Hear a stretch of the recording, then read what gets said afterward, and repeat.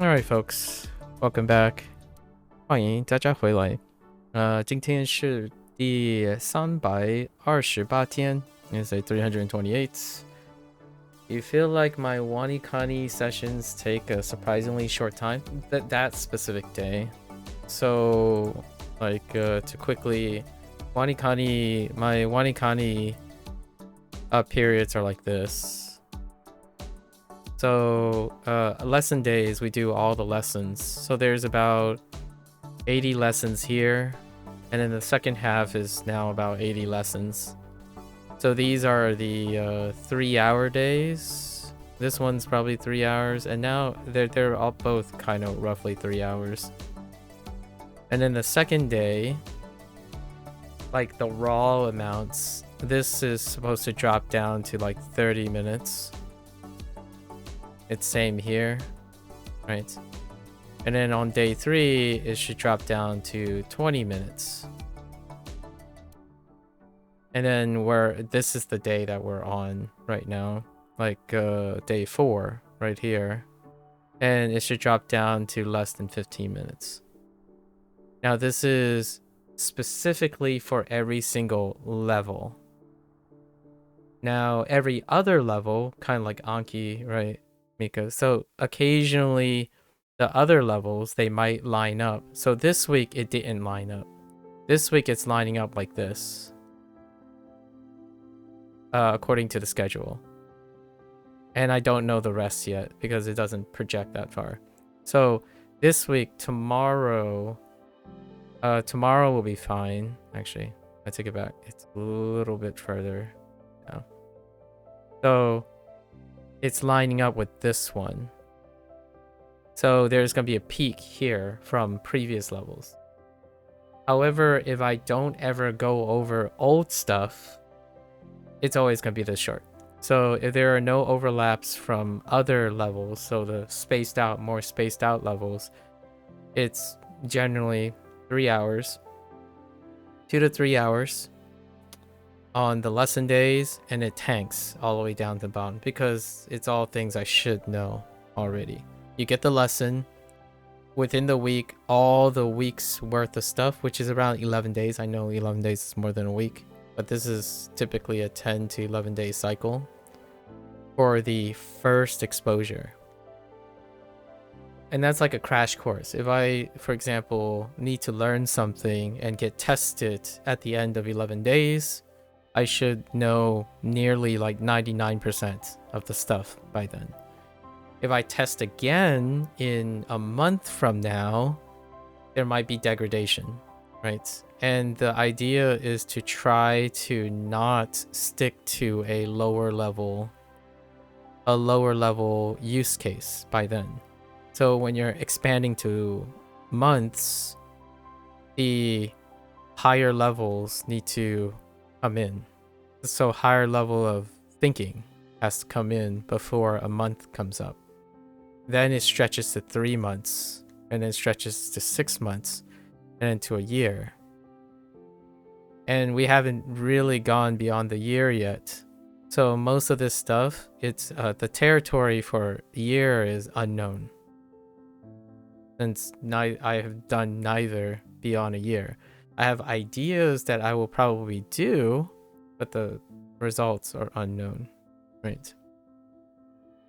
We'll find out. The span of WaniKani and HanziHero is about 1.5 years. A year and like 6 months. So at some point I would have to tackle this part, but it might be overlapped then. How do I get the years thing? I need other applications. So 2026 we're starting Boom Pro, and Boom Pro requires that I re-engage with all the WaniKani stuff. So that means now that when I start Boom Pro, I have a grammar tether to all the things that I've learned that is kind of starting to quote-unquote expire. So when I do Boom Pro, I'm going to remind myself how I learned in WaniKani, And then both of these will reinforce my applications for my Japanese. In Chinese, I'm already reading sentences in HanziHero. And we're doing something else for Chinese because the grammar thing is something that I already use. So I'm using English to bridge Chinese grammar. So English is the attachment to Chinese grammar. So I reference everything from English. So whenever I'm forming sentences in English, I'm also thinking about Chinese grammar. So I've already been doing the quote-unquote Boon Pro thing right now. So we're doing something else to reinforce. We won't be going over grammar like in the same way that we're going over in Japanese grammar. And the idea is over time, you want to increase application to increase retention. So right now, when we're thinking about distance and time, in order to maintain that stuff, you have to find uses for it. And it can be anything. I disagree with people who think that doing this stuff is a waste of time because the ultimate goal is to speak. It's like you can speak too. You can do this and speak. You don't have to speak 24/7 to reinforce retention on things you learn. You can learn in many ways. Visually, auditorily, become an omni-learner, right? There are many ways to reinforce and apply things. Being restricted to one because it's efficient doesn't make it more entertaining or more sustainable or even more dynamic. So right now, that's what we're doing. So each year we're doing more and more different things, but they're actually the same content, which is why I don't think I will ever empathize with people who complain about their poor retention when they keep focusing on new content. If you keep increasing new content, you have to expand retaining the content. If you keep expanding new content, you're going to keep going back to having to relearn those things. So instead of spending the vast majority of time constantly building up, you're spending time backtracking and reinforcing the old things. And that's finding connection between all of the things you're doing. Doing the same thing doesn't provide a lot of connections. So eventually I move on, but I keep the stuff with me. I don't stop practicing them.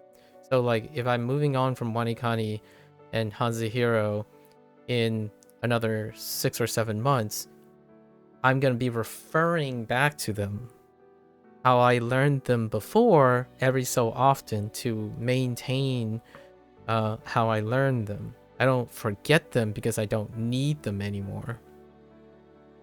There are going to be things that I will no longer remember because I fail to apply and retain them. And that's perfectly natural, right?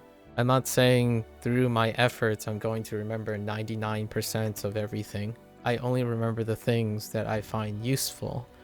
And that's kind of one of the things people have to think about. I think when someone says this is the best method, they have this expectation that it always works out 100%. Like that conversation we had about native speaker. Like, oh yeah, talk to a native speaker, then you'll get an expectation of 100% and it's the best. A native speaker is a person. They are subject to all the things that you also are subjected to. So it doesn't end with this. And it's really, really myopic when someone becomes so specific in how to evaluate themselves that they would make an argument or try to diminish other ways of reinforcing memory. That's like saying, oh, I'm sorry, I don't find any of your advice useful because I'm not a visual person. I'm like, there's no learning styles here we're talking about. There's learning preferences. The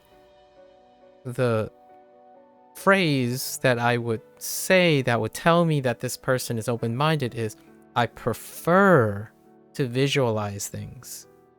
Not, I can't do something because I can only visualize things. Much like only a native speaker will be real and accurate. That is just simply not true. That is absolutely not true. Again, we'll go back to null hypothesis testing. When you make a phrase like this, or infer a phrase like this, it's easily falsifiable. So to me, more language like this, I know who I'm talking to, or what type of people I'm talking to. When someone says things like, oh, it may be this, maybe that, we can consider this and consider that, then I have a lot to learn from this person. Because I don't know the exact answers. Like, this person isn't narrowing it down to the point where there's no refuting. They aren't telling me facts. They're telling me inclinations, and know that their depth of their experience is making it so that it's not clear. There are universal truths here and there that happen, but we don't even discuss those things because they're mutually understandable. This is not when it comes to language learning. Immersion is not when it comes to language learning. It is not a gold standard. It is a standard. So right now, people prefer to do this. It's not a gold standard. But people speak like that all the time on the internet. They speak like they understand gold standards without like demonstrating it, really. Weird. But anyways, yeah, my Wanikani sessions tend to be short on day 4. Okay, we got 4 things from yesterday, right? Jian kind of fixed the... It's basically the spray was what was throwing it off. So now we're thinking a super high-tech spray that keeps bullies away to reduce the bullying. And Yi,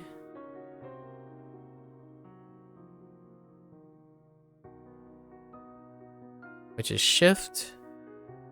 And now we're thinking about Yoshi shifting lots of grain stalks from the field to the house for a house party for Mario, right? To the kitchen. Then more.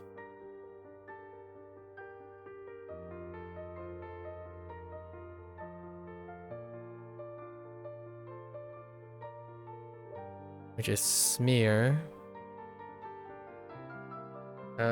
Smear. We're more focused now on the dead tree dealing damage to the basement of the office building's pipes, in which then Mario uses fingers, white gloved fingers, to smear a like adhesive or something to repair it. And then we have Chuan. Chuan is...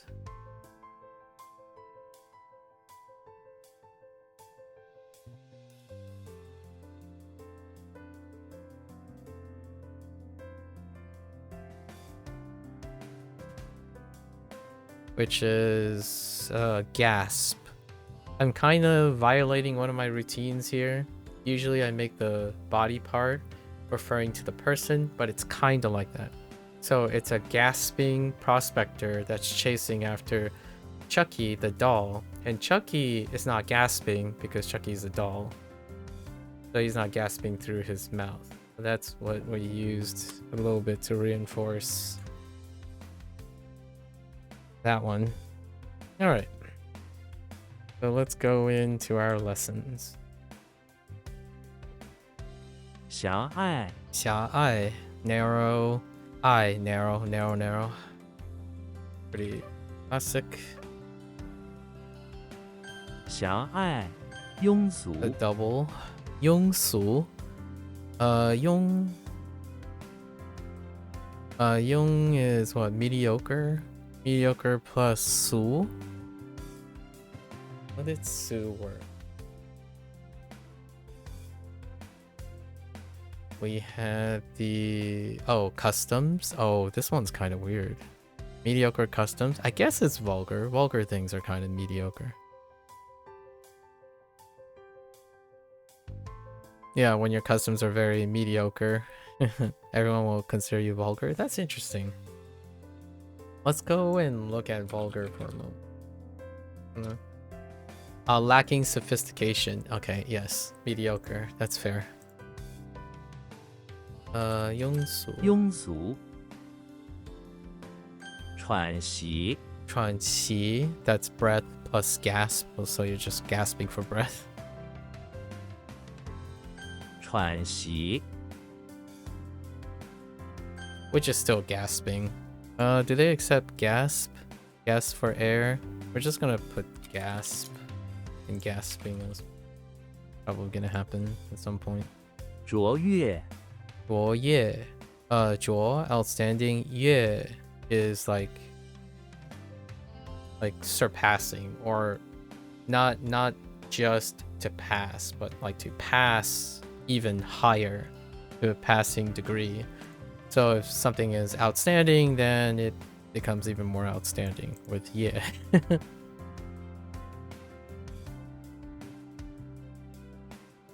卓越、马桶、马桶. Horse? Oh yeah, this one's weird. A horse bucket is a toilet. I am not quite sure, but I feel like there's a proverb here why a toilet is a sort of bucket that we go to the bathroom. Nobody would ever drink the water within it except maybe a horse or dog that didn't know. A toilet bowl, we'll just think of a horse bucket. It's fine. 马桶. I feel like there's a history lesson here why 马桶 is toilet.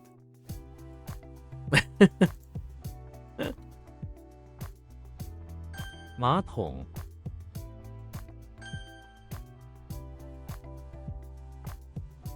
Okay. Alright. So, 狭隘. 狭隘、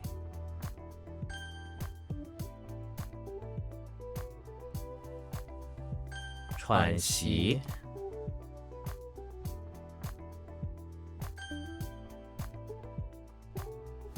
马桶、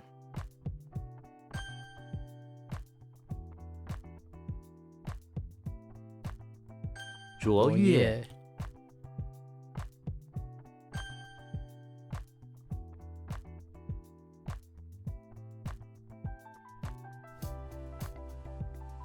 Oops.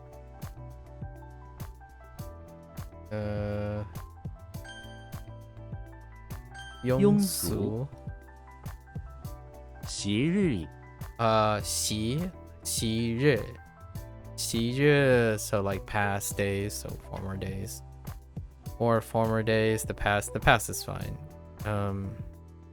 Not recent, but former.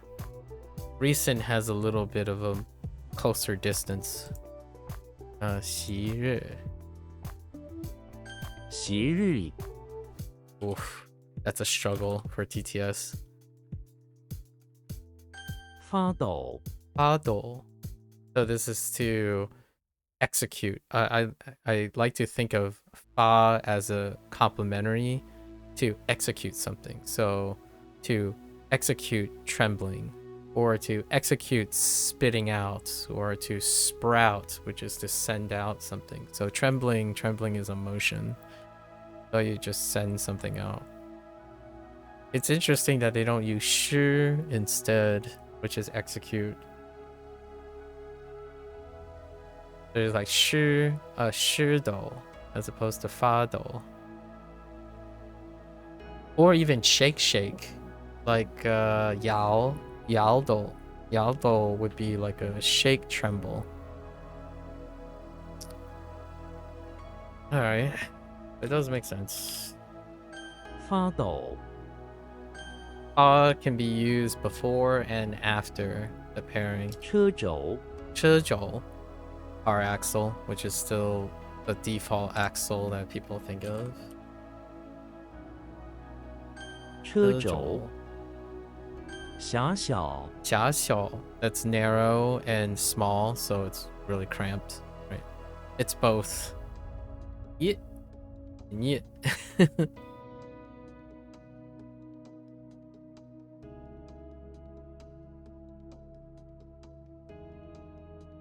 狭小， 狭小, 呵斥， 呵斥. He was berate, and 斥 is to reprimand, so berate, reprimand is berate. Oh there, James. It's going pretty well. We low day 4 for Wanikani, so got that done very quickly. 呵斥， How are you doing? 昔日，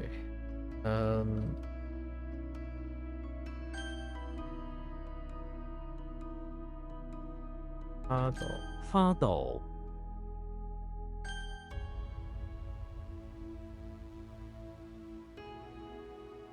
车轴， 车轴.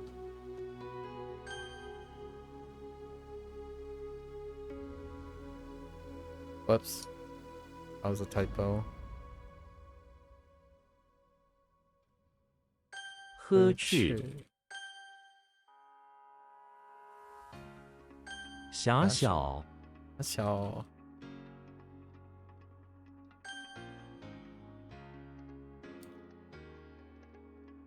烛光， Alright.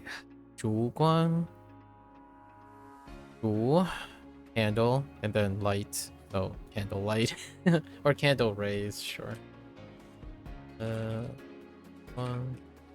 烛光，安卓， Anjuo, this is transliteration. It's supposed to sound like Android. 安卓， Anjuo. Can I still make something out of it? Peace. Jewel. Peace. Outstanding. Probably not. We'll just go with 油 transliteration. 桶， Yotong. Yeah. Oil drum. Oil bucket. 油桶，漆， Tea. Up. Oh, wait. Is it a perch or is it to perch? Oh, to perch. Actually, wait. Perch is. Wait.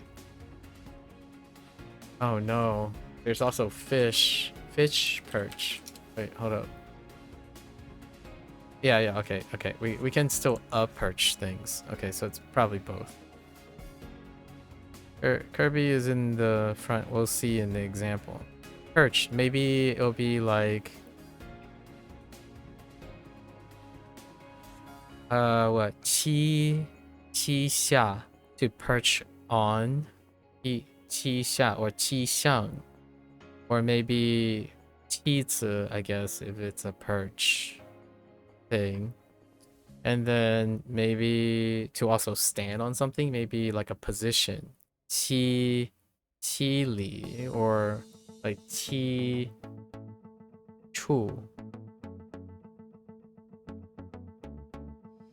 Curious. Or 七里, yeah. 七里 instead. Like perch and stand on something. Kirby is in front of the house at the top of the tree.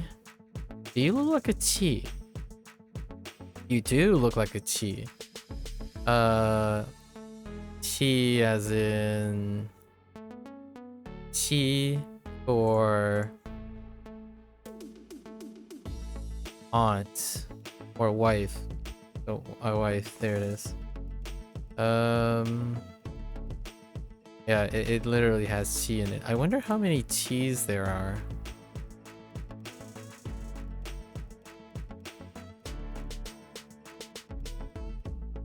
No, Not sufficient. This will only be the second time. Alright. Oh, but there are far more. Alright, we're gonna use chi for sure. To ground our wife. Because there's a chi is one of the conserved. Chi forms the tree, water, probably where's the leader at? Or where's person at? Is there a person version? Oh, interesting. No person version. Yeah, starting to fill out most of the permutations on. There is a rhyme and reason to how they're matching up radicals in this form. But T is the carrying, so we're good. Does look like a T. Alright. So I think we're gonna rewrite this. This comes up more often. I like to rewrite the sound carrying one. So Kirby is in front of the house with his wife.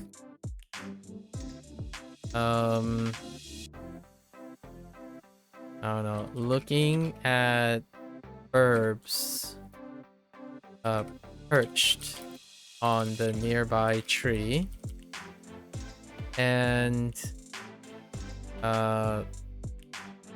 Kirby's hungry, so they're hungry, so they just suck up the birds.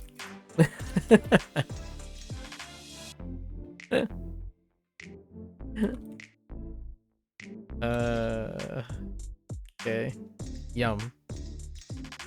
That's our Kirby archetype, so we're just gonna bend it to our Kirby archetype. Yeah, qi xi, interesting. Oh, very interesting. Interesting. Oh, no, I get it. So, like, that's, breath for perch. Liang qi. Oh, interesting. Two perches. So probably like meaning both the water and land. So for amphibious, that's kind of intriguing. I'm not entirely sure if I'm feeling perch for this. It almost feels like dwell. Okay, let's look at a thing on which a bird alights or roosts. Typically a branch of horizontal. Yeah. So, or alight or rest on something. Yeah. So it's more dealing with resting or dwelling on things. So when you dwell to catch a breath, you can be perching, I suppose. And then when you dwell in two different things, like land and, I guess, land and water, you're amphibious. That's interesting. I'm not, perch might become a problem. Xi, knee? Do I have knee yet? No, I don't have another knee. We got some body parts, man. We've got a lot of body parts. Do you look like a C? You don't. You kind of look like a pung. Wait. Do you... Oh, no. Just kidding. I'm thinking of something else.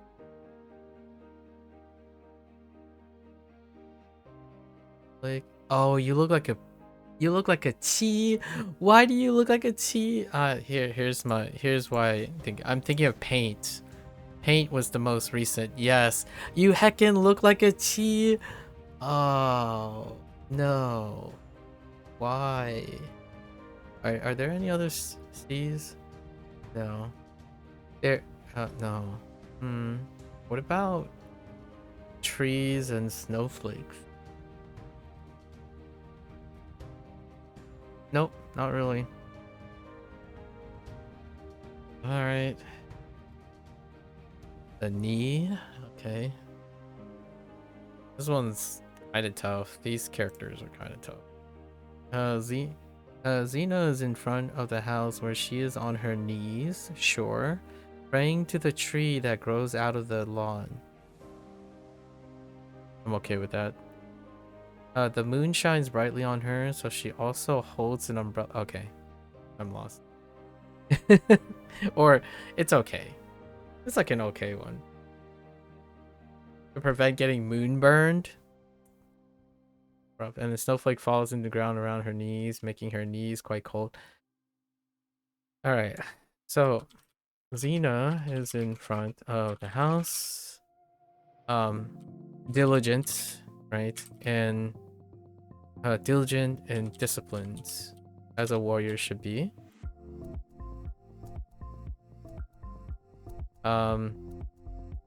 Doing her nightly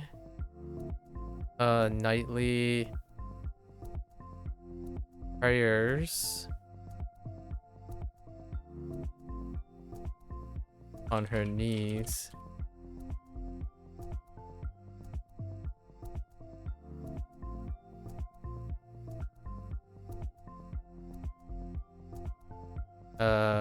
Dude, even on her knees, doing her nightly prayers on a cold winter's day. We're just gonna do snowfall. Snowfall and snowflake is good enough. She has an umbrella and prays at an altar near a tree. Okay.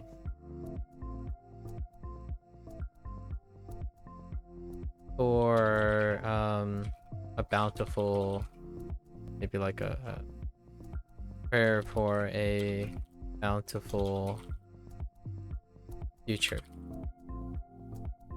All right. Shigai lid? Oh, that makes sense. The kneecap. A knee lid. A knee. Makes sense. A knee pad. Oh, an actual knee pad. Oh, protect knee. Who she makes sense. You still didn't start math? It's time to start math. 西 Alright.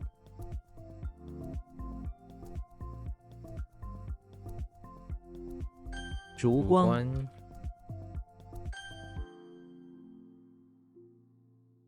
Xi. Alright, let's look at this for a moment. There's an umbrella, right? So, nightly sky on her knees. Okay.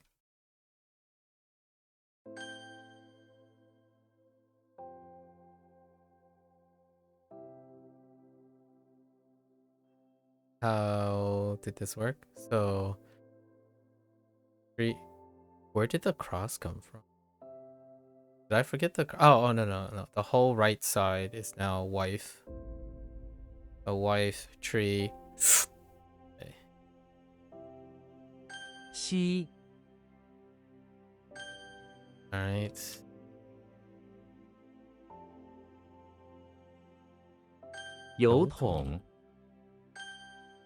But it's almost 1 a.m. Yeah, way too many excuses, don't you? I mean, that's just one for the day. You didn't actually make any excuses to. 安卓 安卓 沾 Jan to moisten. To moisten? To moisten. I'm like, where's the T going? To moisten. Yeah, right. American English. Let's get rid of the T and say moisten. Moisten. There's sh. It could be shijan. Oh no, but we could wet things too. Like raw. Like Jan raw or raw Jan. Could be just water. Just 水沾水.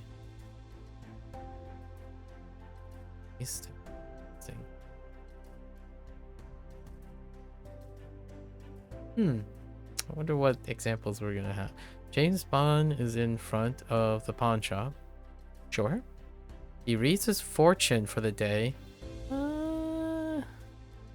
That says he might get sprayed lightly with water if he is not careful. As he approaches the pawn shop, the sprinkler suddenly starts spraying water all over him, moistening James Bond's priceless suit. Even his fortune is now moistened too. Okay. Soaked is okay. What do you do? James Bond is in front of the pawn shop.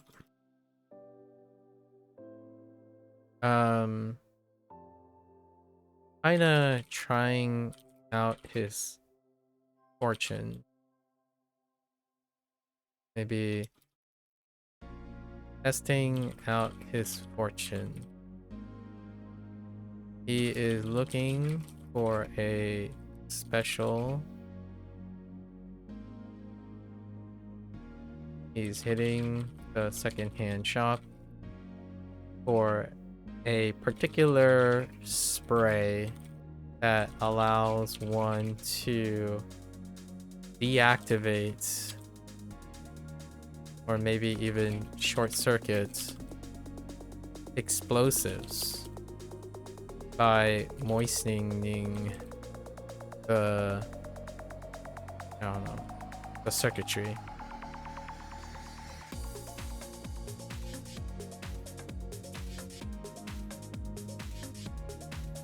How do you spell circuitry? Is that how you spell circuitry?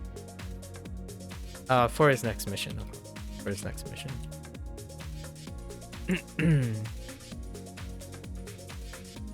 What is it? Oh, it is shu. There it is. Jiangshu. Which we already know the right one is too wet or moistened. So jiangshu makes sense. Okay. 沾 Qi. Oh my. Okay, we're getting all the T's right away, I said. Yes, for next mission. Hours productive math. Oh, wait. You think you need about 3 hours dedicated to math by the end of tomorrow? I see. You can always distribute those 3 hours throughout the day tomorrow. Alright, so we got Qi again. This time we have the waifu again, so we have to rewrite this.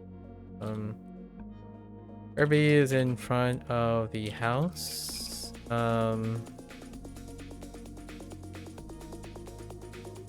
Helping the waifu. Helping the wife.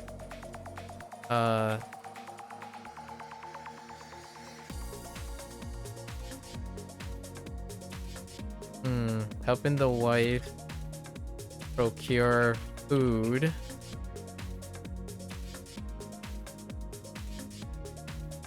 In the bitterly cold seasons.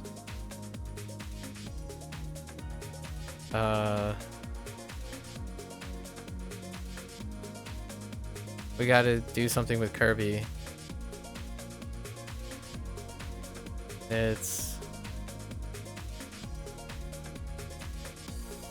They basically go around sucking everything up and then transporting it home.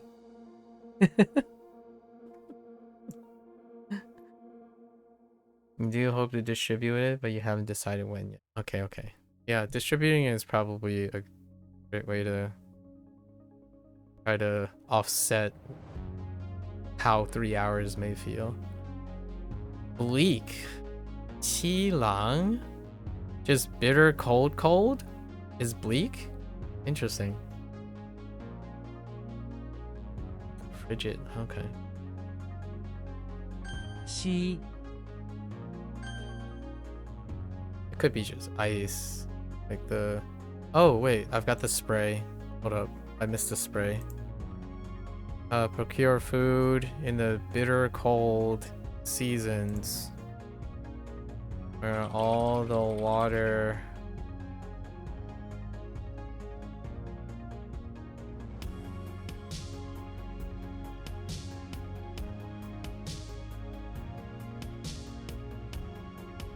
Water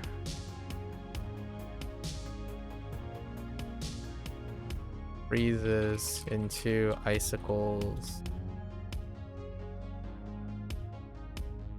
We can still use ice. So fine. Be good enough. Wait. 3-hour math, 2-hour Japanese, 30 minutes CN, too many commitments. You can try to scale it back, right? If it's too much and you know it's too much, then they want to scale it back. This looks like a way. Yes, the right hand is way. Actually, how many acts do we have that are way? Oh, just the 2 ways. Okay. There are only 2 ways, and they're both ways. Bogus. Yeah. Walter White is in the bathroom of the beach house by the bay, fighting his Slenderman. He finally defeats him by slamming his head into the porcelain toilet. It was all just an act. In reality, the bogus Slenderman was just a tall person. Walter does not know why they decide to be bogus, dressed up, and act up like Slenderman. He throws the knocked out bogus Slenderman into the sandy bathtub in disgust. Ah, that's good enough. Fake. Oh, well, you don't really have anything you can scale back for the 2 big ones here. It's unfortunate you've let the work pile up too much. You know, chip at it, right? Chip at it. Wei Chuang. Oh, makes sense. To disguise. To forge. Really? Wei Zhao. Fake? Create?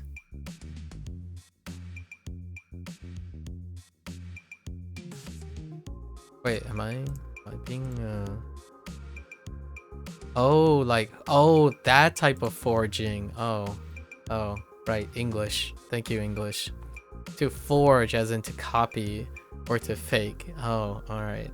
Yes, that type of forge, not the smithing forge. Yes. And then counterfeit money. Okay. Oh, instead of using qian, they use something that I don't have yet. Chao. Paper money. Interesting. Alright. Wei. Wait. Qi. Qi? You look like a T. You look more like a zhi mixed with a zhi. All of that just screams zhi and not T. What the heck? What the heck, Chinese? Why? How's this a T? It's like a zhi. It's like a zhi meet no. Yes, a zhi meets a meets a zhi.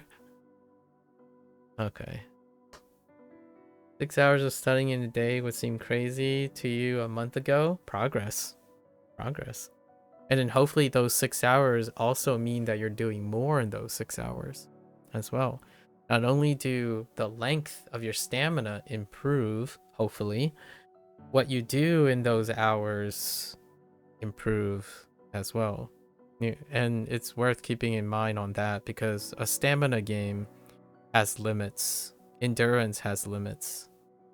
I feel like lots of times when people focus on endurance, they're thinking about efficiency, and endurance and efficiency don't really correlate with each other that well.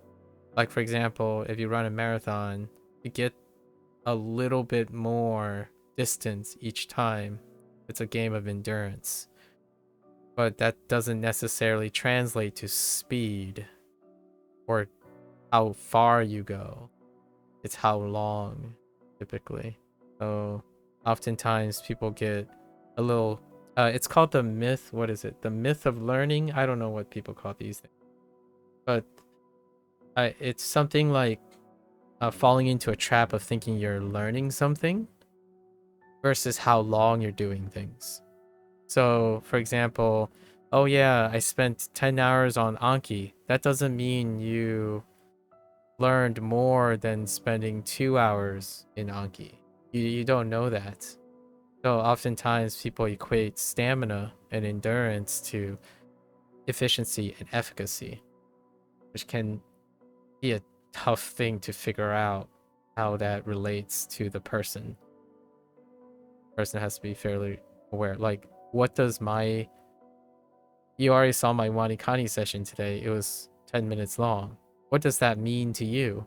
Well, some people can say, wow, 10 minutes? You're probably not going to learn anything in that moment. But it's 10 minutes of 11-day cycle.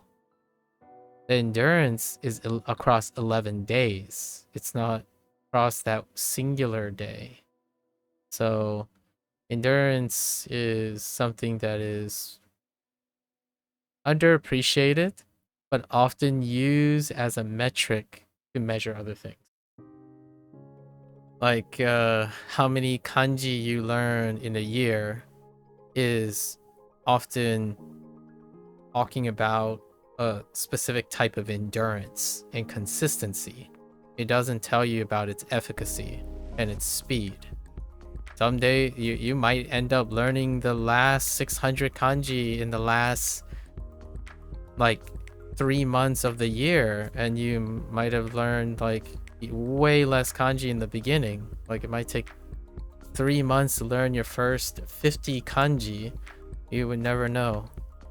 Stamina is as a metric can be brutally humbling. Would it be stamina, considering usually the limiting factor in you getting annoyed and not understanding the content, or is that different?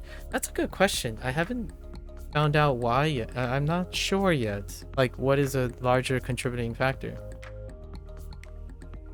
Because your annoyance can be triggered by your lack of tolerance, right? So that can lead to more stamina gains, but I'm not entirely sure if it's if you want to address your triggers more than your endurance. Like, endurance will go up regardless of your like triggers. Like if you quit now, like you quit, let's say you give up after 30 minutes. If you come back, you'll probably give up after a little bit. Over time, it'll increase in without ever solving what triggers you. So you can still improve endurance without understanding why you get annoyed. That's kind of one of the things that make endurance easy to intuit, but difficult to consciously parse. So like, how does it make me want to do this longer than it makes you want to do this longer? I think most of the time, hear me out.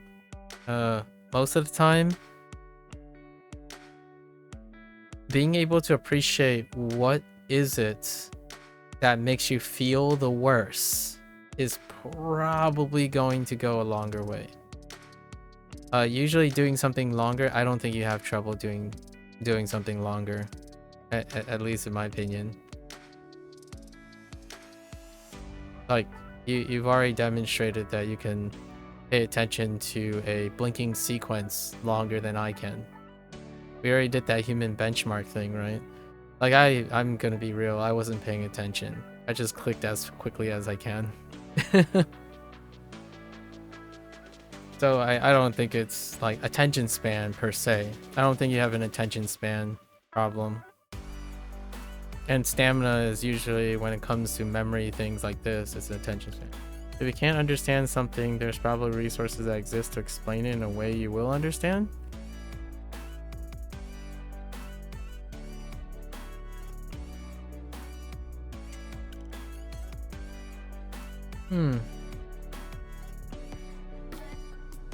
My thought about that is, we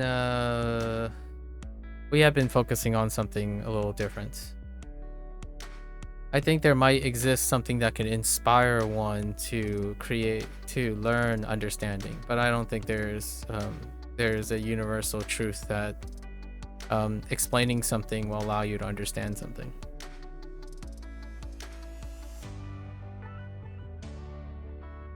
Yeah, having I don't think Mika has any problems finding something to explain what her problems are. But understanding is on a different level. You can most definitely have things explained to you, but I don't think that ends up ultimately leading to internalization. It's part of it, though. I actually think that expectation is what we're working on here. So we have been working on the idea, just like quickly. I feel like that's what most people think right now, where if you have something explained to you, it would naturally lead to understanding. And the thing that we're kind of, is this about math specifically? No, it's not about math. Well, it's about her motivation skills. Yeah. So like when it's difficult to explain something, understand if this bridge is what we're focused on. So you can have explanations for like math concepts and whatnot, but where this part is where the understanding part comes in, like how to internalize this in order to form the understanding. So we're kind of looking at ways to encourage creating understanding, but that involves both math and like her motivations,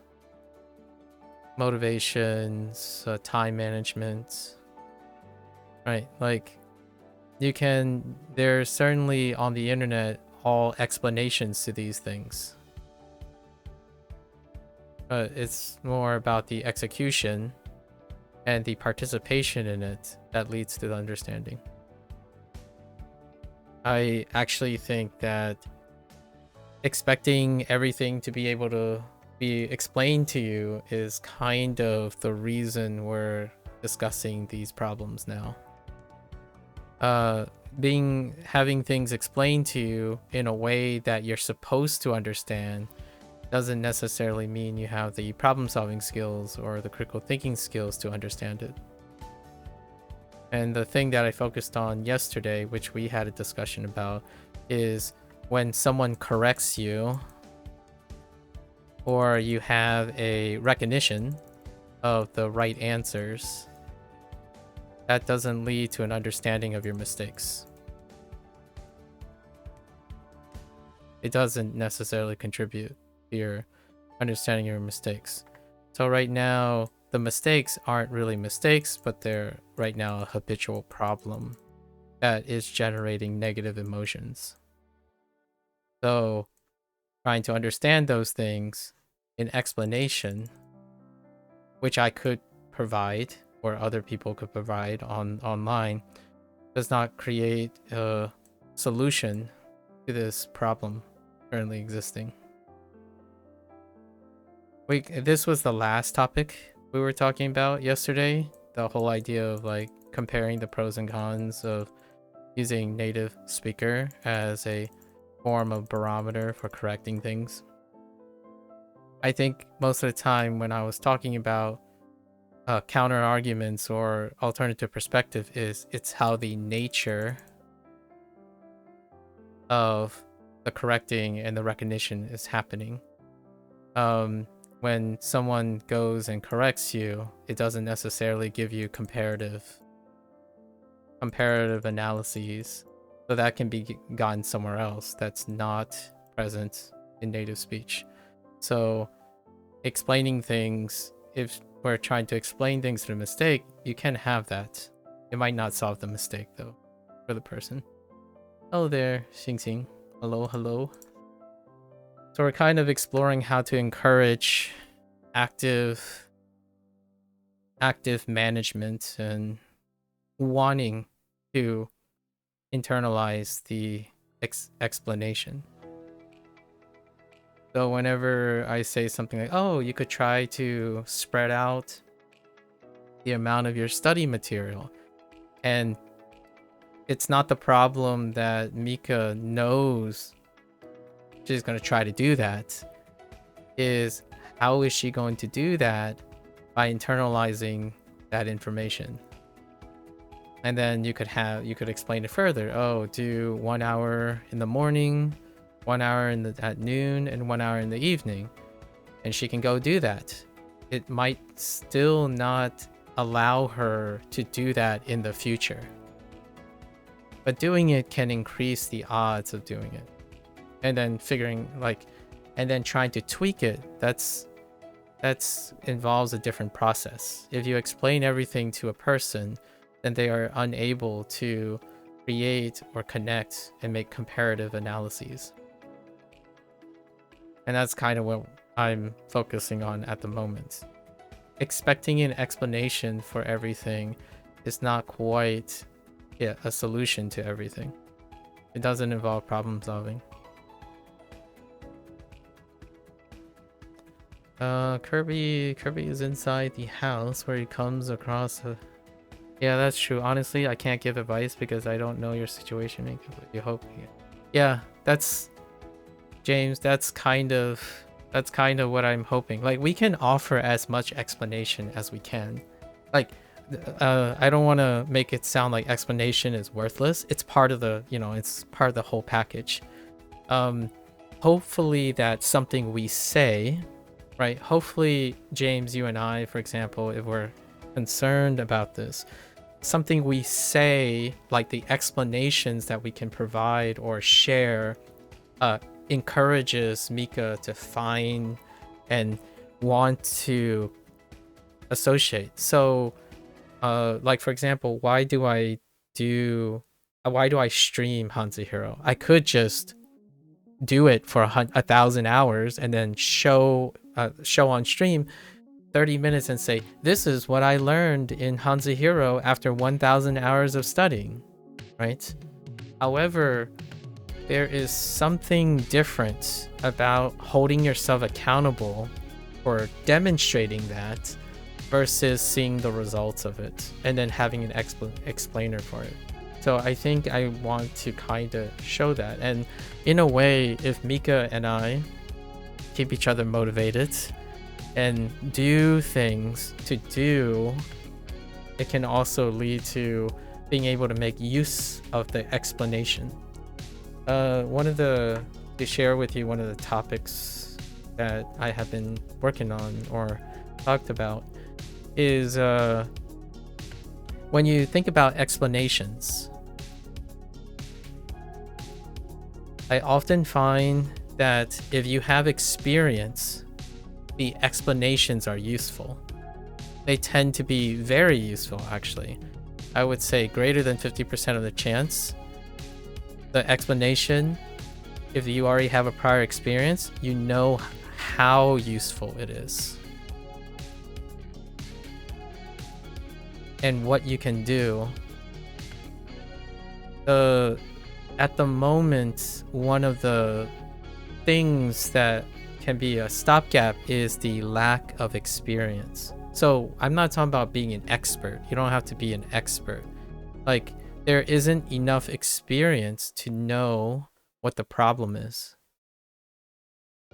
So then when someone goes to look for an explanation, they don't know if the explanation is useful yet. So, like, what is it that makes this hard, for example? Without, like, maybe even a cursory experience, it's difficult to know what explanation they're looking for. And this is something that I feel is ingrained into the internet hustle culture. You create problems. People create problems before they have experience. So, and you can still do this, by the way. There are definitely things you want to create contingency problems before doing it. Like how to put out a fire, right? There are appropriateness. when we're talking about like schoolwork, for example, schoolwork, this is mandatory, right? This is mandatory. So there's already a problem that is created. And oftentimes what happens is people look for explanations without particularly understanding the nature of their problem. And how do you understand the nature of their problem? A lot of times you need experience. So you do something, you figure out, okay, this isn't working. Why isn't this working? Can I characterize the problem? Then when you can characterize the problem, you can go look for the explanation. And that explanation will then become useful. Alternatively, this is what I think most of the kids online do nowadays. They go find all the problems and convince themselves that that's their problem. So you spend a disproportionate amount of time looking for all the potential problems that they might have and act on it. So that leads to what? That leads to 8 billion, 100 million things to do and juggle all at once. This becomes incredibly overwhelming and set up for failure, right? So oftentimes whenever someone says, I have a problem. What is the problem, Chief? I want to become fluent in Japanese in 1 month. What are my problems with that? Go online and find every single possible obstacle that they need to achieve in order to become fluent in Japanese in 1 month. This has no elements of null hypothesis testing. So instead, they move forward and have no counter arguments to themselves online. So what they do then is they set up an agenda, and not the other agenda, like a schedule agenda. And they would juggle like 10 different things in order to achieve the best results in 1 month. But all of this is built on the predication that this person has enough experience to find the appropriate information that allows them to even get close to this. We're not even talking about if it's possible or not. Like, it's not. The reason is they go online to look for all the explanations, and if they come up and across an explanation that's attractive to them, they will lean on this. So the internet can convince you that you can become fluent in 1 month. There is no self-check or anything. So they set an agenda with 0 experience and follow it to the T. And most of the time, it fails. I'm not saying it's not possible. I'm saying it fails for this person because they did not engage in any form of critical thinking before committing to all the information that's available. And that's where we're at right now. True, somebody could do that, but if someone searches how to become fluent in 1 month, most sources will say it's not possible. Right.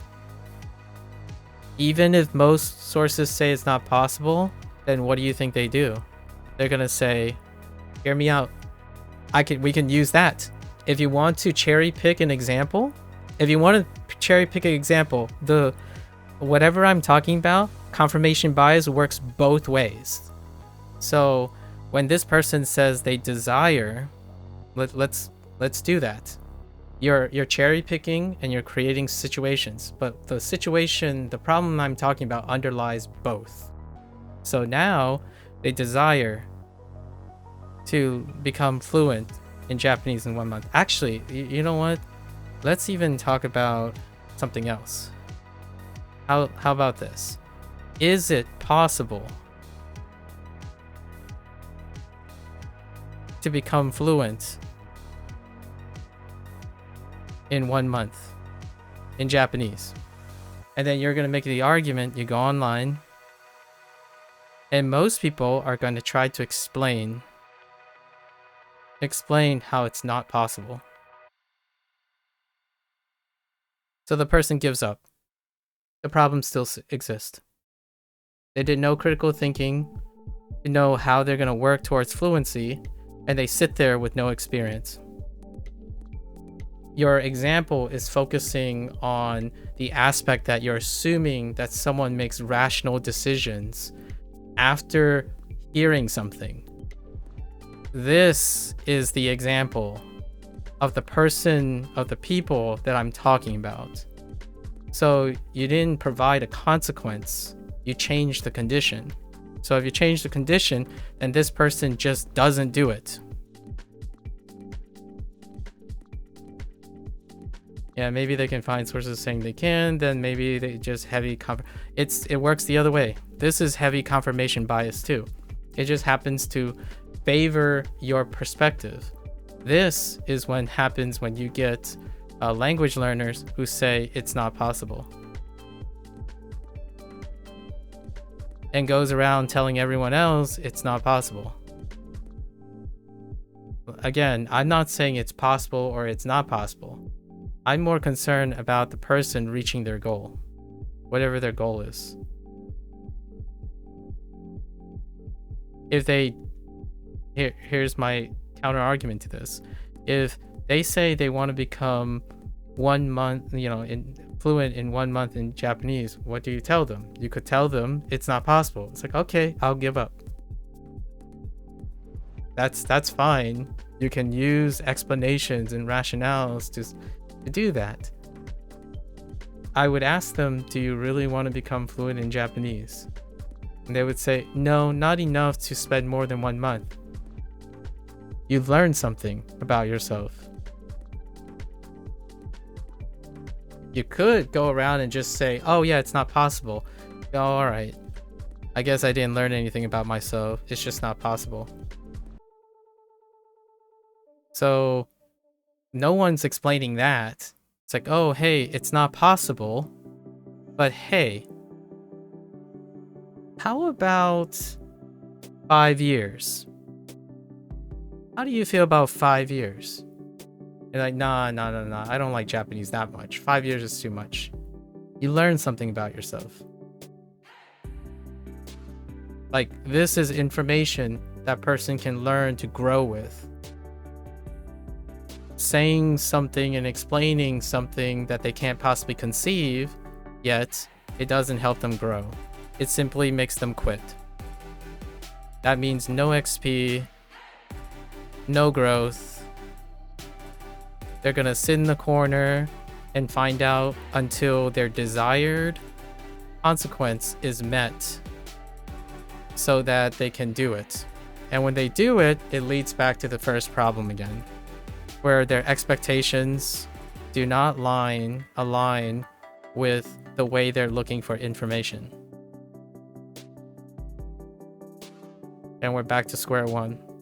Yeah, learning a language is lifelong, so even having the attitude of I'll finish in 1 month or 5, I think it's misguided and a bit sad to begin with. Yes, and we're trying to solve that problem. Or even that feeling. Like, we're not even talking about consciousness here. The problem right now is stemming from an emotional response.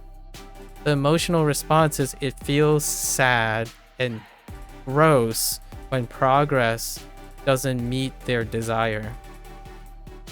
So the difficulty of this problem is, how do we do it? Like, how are we going to encourage doing this? Right now, the way that I rely on is doing it. So I'm doing it, and I can tell you that it's not going to happen. in a month. In fact, I don't like, if someone asks me, do I think I'll become fluent in Japanese and Chinese? I don't even expect or desire to do that. I first acquire experience and see where it goes. Because if someone wants to learn Japanese and the information, quote unquote, the explainers and information that gives them locks their desire away, then they're not going to do it anyways. Not going to happen anyways. So does that help them grow as a person? Or like help them be more successful in anything else? To me, no, it doesn't. It teaches them how to give up. And that sucks. At least in my opinion. And so it wouldn't stop, it's not going to stop at Japanese. It's probably gonna not stop at math. It's not going to stop at a life problem. And that's kind of where we are here. Like somehow we got to ascertain, what is it that makes you feel so negative about learning 10 words a day? Why is this not motivating? Why is doing 6 hours of work but increasing workload not satisfying enough? You also think it's valuable to look at people who've got to where you want to be, and what did people do who got good at something? Yes. However, I want to add something to your statement about viewing people who made it, or wherever that is. It requires synthesis. So when someone has XP, they can look at a person who's made it and contextualize to their XP. That is where the internet fails in representation. If I told you, oh, I became fluent in 2 years, here's what I did.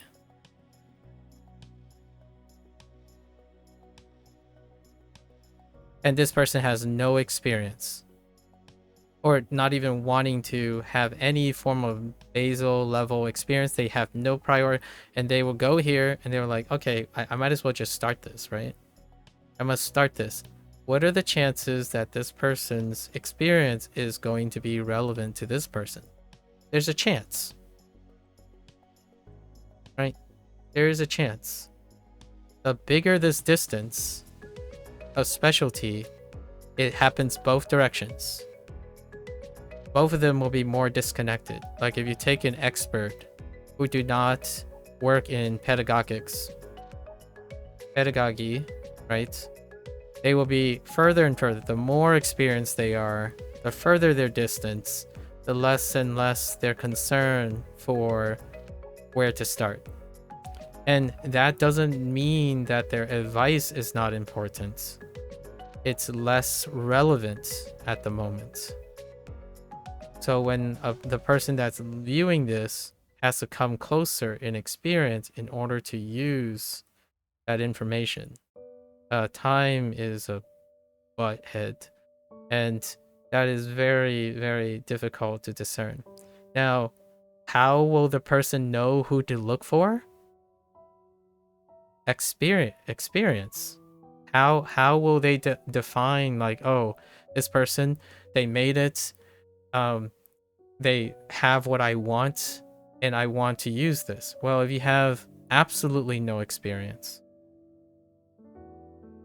I disagree that someone who's an expert is going to dramatically enhance their chance of success. It's usually both. The answer is both. There's a willingness to already do the thing to inform what they're looking for in an explanation. It's kind of a chicken or the egg question. So you can make an argument, which I'll take your argument and concede. You got to start somewhere. If you're going to start somewhere, you might as well start it with an expert's advice. Right? I agree with you. We're already past that point though. So there, school. At the moment, we kind of passed that point. School is making it mandatory. So that's the source of the first experience. But what if this person is not following this experience?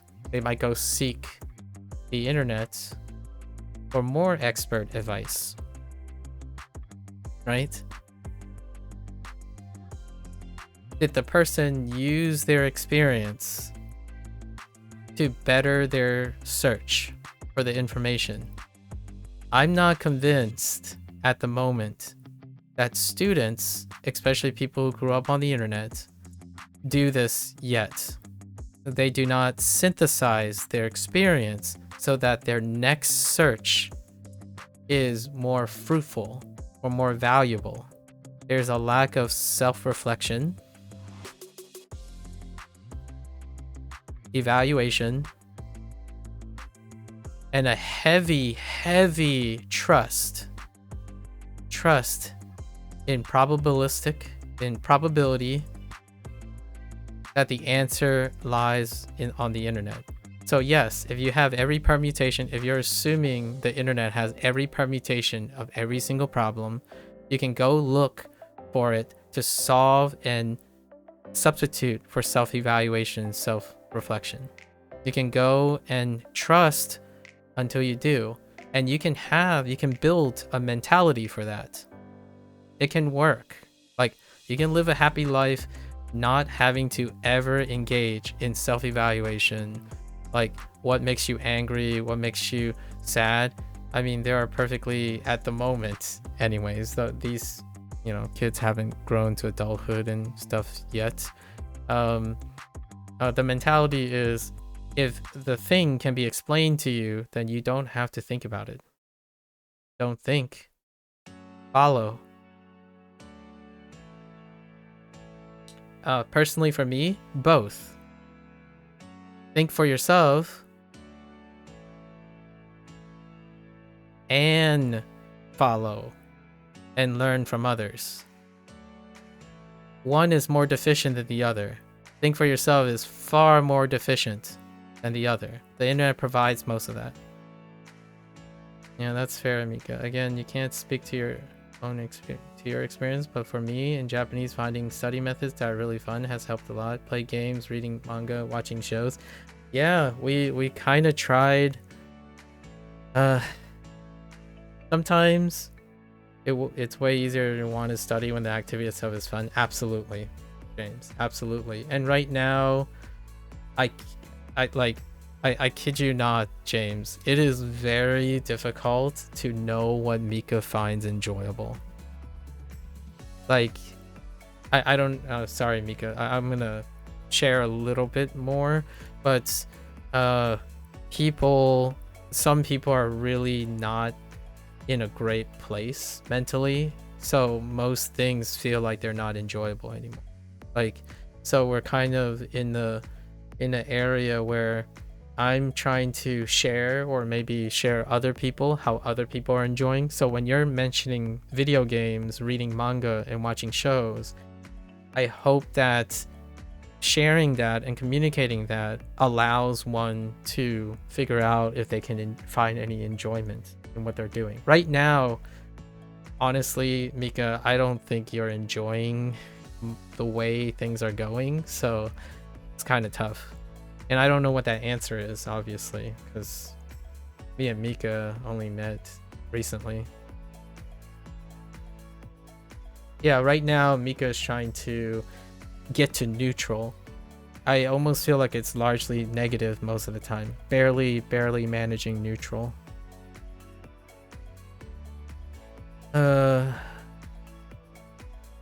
Sure would like the 6 hours to be enjoyable. Feels tedious for months of it. Yeah, that's the impression I get a lot. You think overall you're neutral in the Japanese right now? Mix of ups and downs, but it evens out? So there are some up and downs.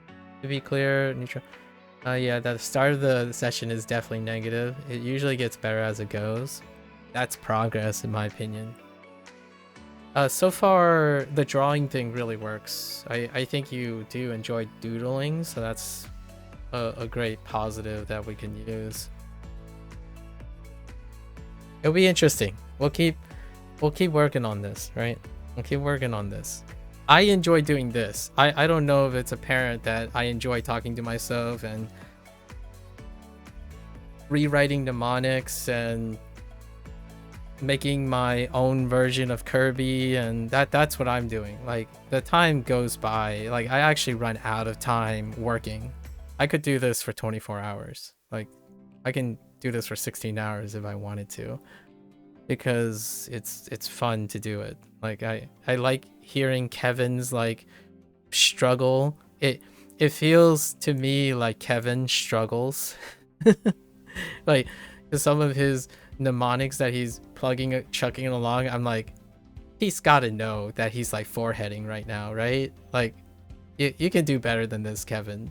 That kind of thing. And I'm like, all right, if Kevin is struggling, I'm gonna go do it. That's kind of how I feel about things a lot of times. If an information is only partially useful, I'll take the partially useful and I'll make it even more useful.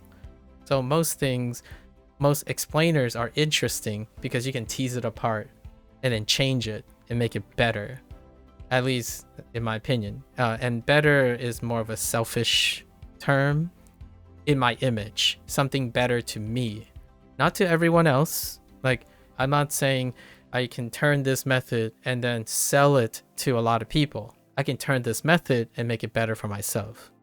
And I think that's what we're looking for right now. I'm looking for an indicator that someone is able to use their experience, identify what the problem is, go online, look for the relevant information, take their relevant information apart, and then use it for their own selfish ways of enhancing their own experience. Like, oh yeah, that game, it's not the greatest. Everyone thinks this game is the greatest. I like this game better. I will show you how this game is better than that game from my perspective.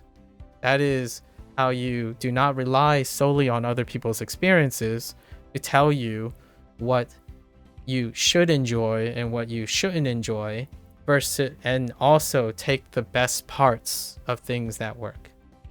So far, I haven't really gotten that impression from like 4 or 5 people. And it feels to me like it's a very common thing. And it could be bias selection, like selection bias here, because of the nature of my content and whatnot, or my presence. Generally speaking, there's no ownership. And oftentimes fun, reward, effort, grind comes from ownership. If you're following someone's footsteps, there really isn't ownership. And ownership produces the fun, at least in my opinion.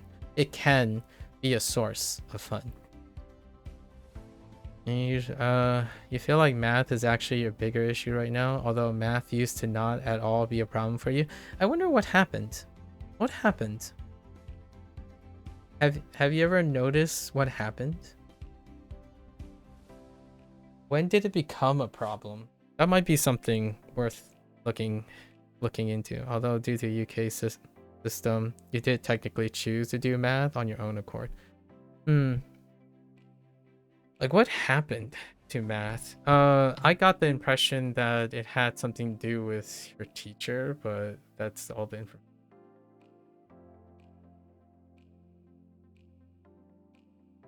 Not that it's something you can control. Obviously, we already talked about control in all of this. Kirby is... I'll let you go and discuss. Maybe James got something in the hand. Kirby is inside the house where he's come across a path worn into the carpet that has 2 forks in the road. Unsure which fork in the road to take, Kirby throws a branch in the air and see where it lands. It lands on his right foot, so he takes the right foot in the road. Okay, all right, Kevin. Please. What happened? It became an issue when they built on foundation you lack, which created a loop of not understanding topic properly. That's kind of what we're working with, yeah. That's what we're on the same page on that. And then it moves to the next topic, yeah. Yeah. All right, so Kirby is inside the house. A fork in the road. He is fork in the road.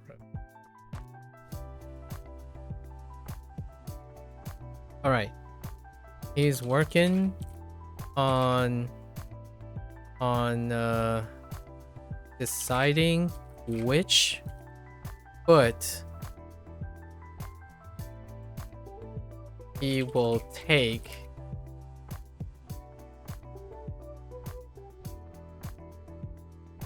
on a branched. Oh my gosh, this is, I don't blame you, Kevin. This is rough. All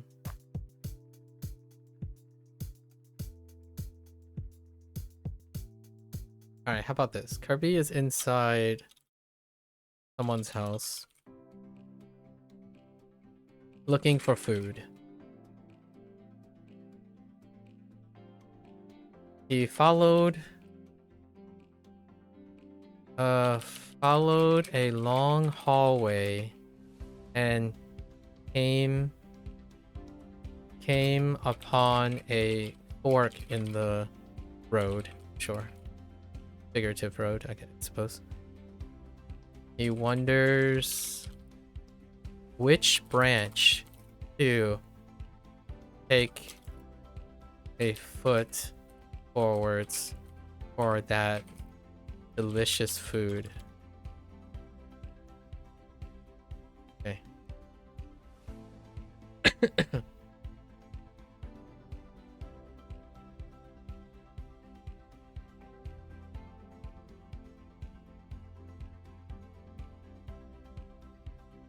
Qi, Qi, fork in the road. Teng, Tongue? What is a rattan? What the? Oh, vines? Is this a British term? I feel like Kevin loves these. Rattan. The thin, pliable stems of a palm used to make furniture. Oh, a palm, like a palm tree. The tropical old world climbing palm which yields rattan with long spiny joint. Oh, is that what they're called? Oh, wow.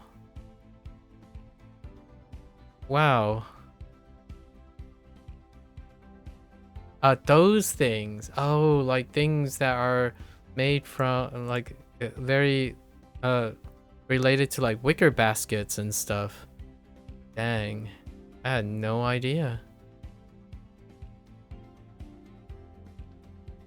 The more you learn.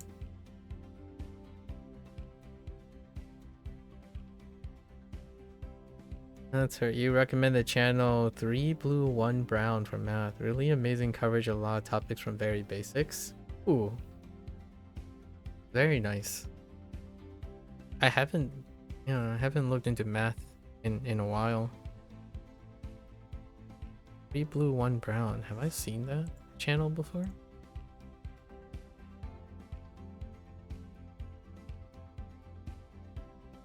No, I haven't. Interesting. Grant Sanderson.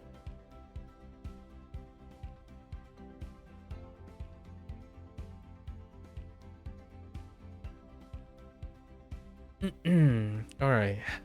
Oh, Tarzan's not that for this, I think. Tarzan is inside the English manor wearing a headdress. Sure. Flowers. Wait. Why do you look like Pung? Oh no, you look like Pung. Are you Pung? Where's Pung at? Oh no, you're not Pung. Yesterday we had Pung. What was it? It was either flower or bamboo up here. Moon. Foreman. Foreman. We're looking for Foreman. And no snow. No headdress either. Where are my Pungs?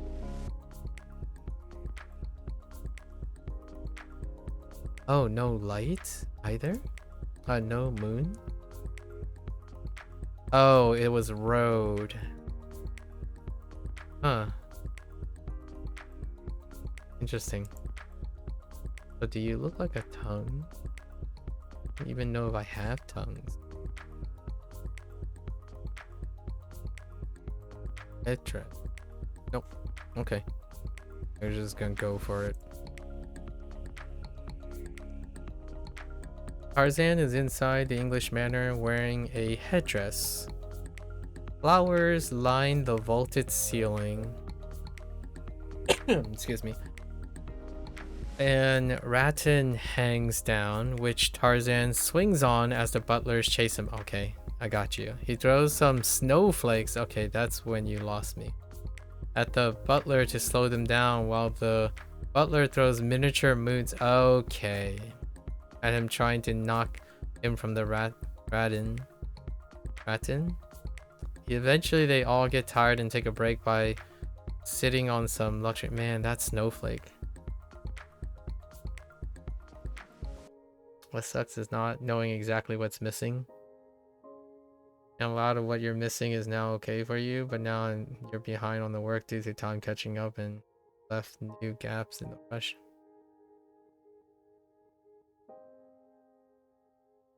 In progress.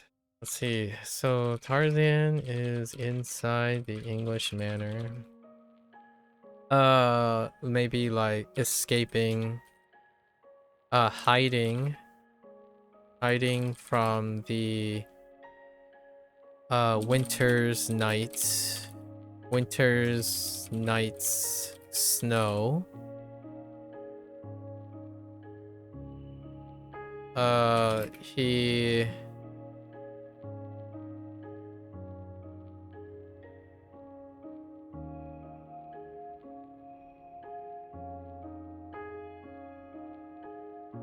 He attempted to disguise himself with some headdress inside the English manor.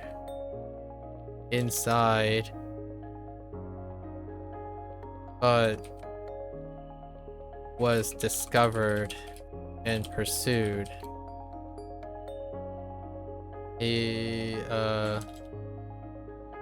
noticed. He vaulted, I guess maybe like he vaulted around the convenient flowers and rattan in decor. We'll just say decor to get away from pursuers. Okay.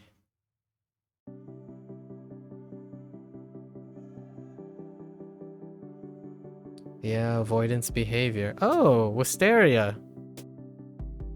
Yeah, 直糖.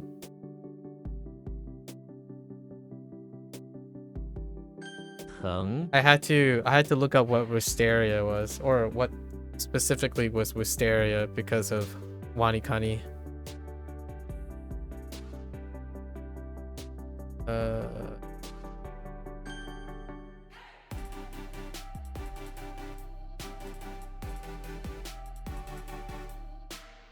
Oh my gosh.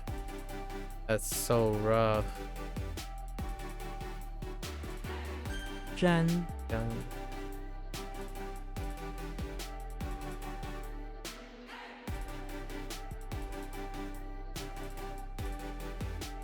He's trying his fortune and looking at a very specific spray. What does that even mean?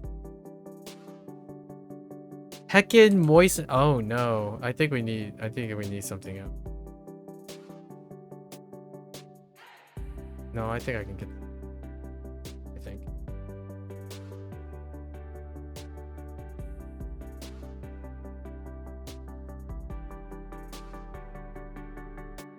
Wow. 洗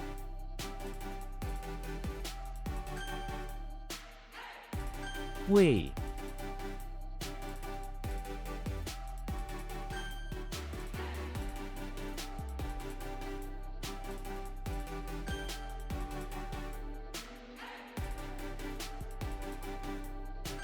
疼 Okay.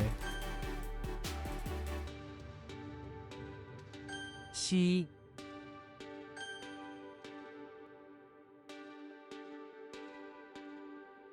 All right.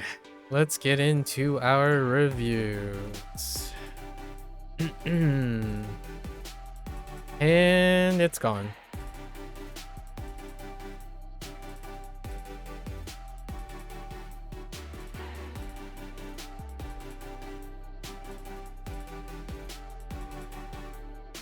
Whoops. 饭 Okay. 闻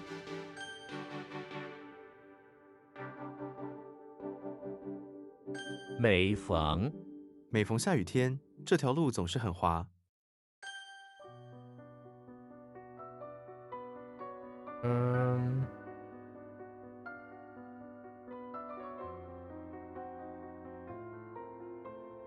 Heck. I'm not right. Huh. Whoops. 木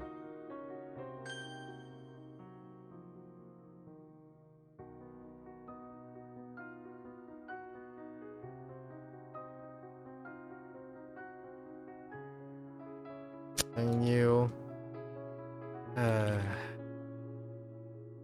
婴儿 婴儿正在哭，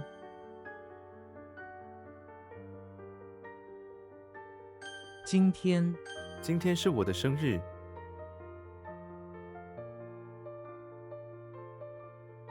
Oh wait. Is it 繁殖 鱼类通常在水中繁殖。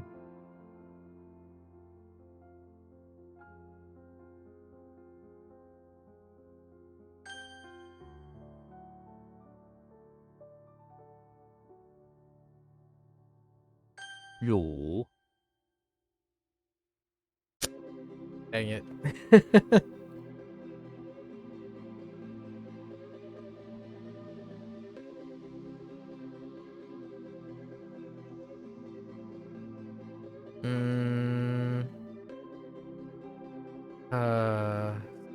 Skin and dirt. Here we are again.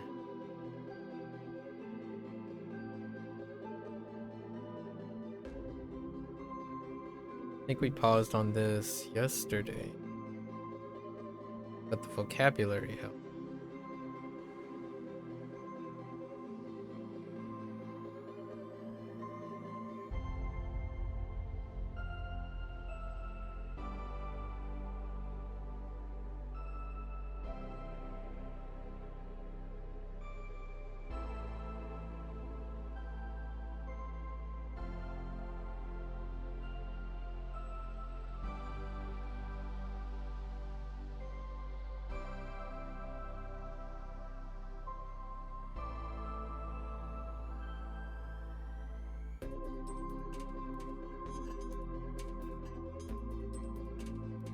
No.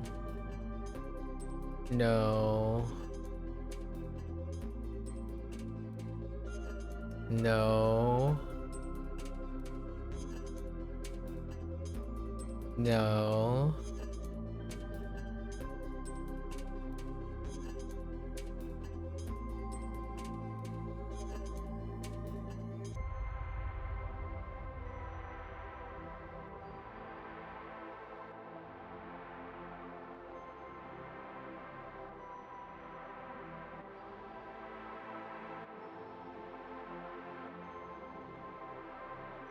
I don't know. I'll come back.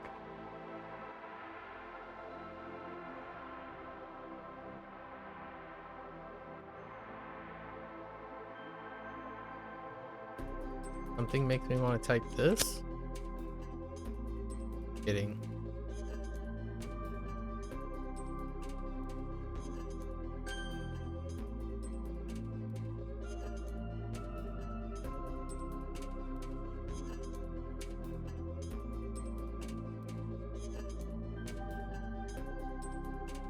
Oh, whoops. That's Bing. Torch. Torch. And I'm gonna take a jab and say, 揪 yep.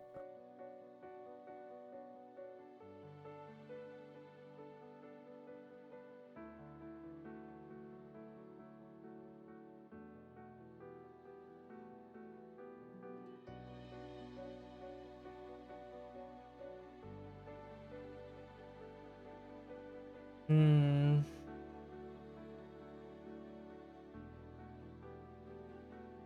It's something like, so like examine, yeah. Okay. Maybe I can involve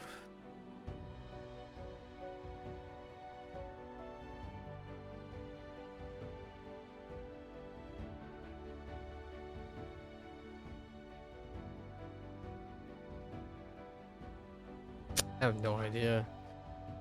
What do I even think this is?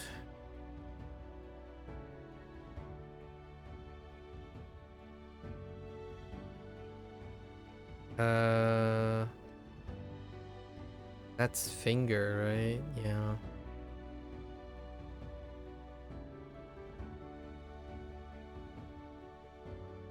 It's not that.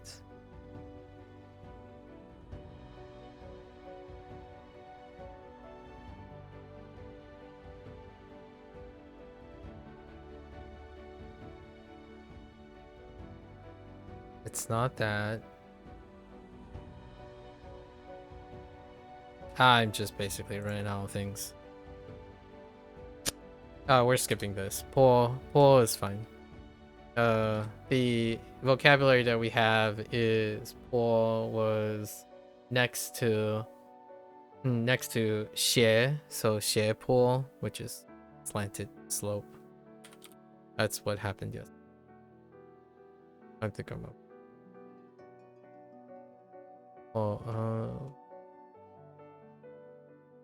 Well, 火箭 他向敌人射出一枚火箭。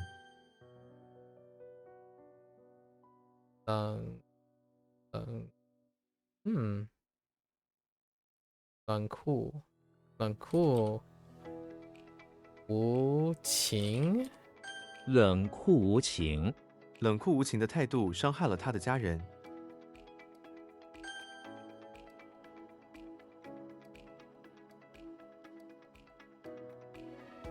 No, wait.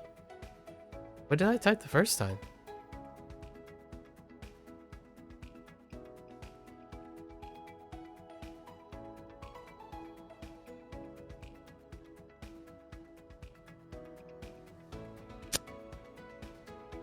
Wait. Oh, whoops. That's Japanese. 景 What? Oh, wrong tone. Type 3 and 7.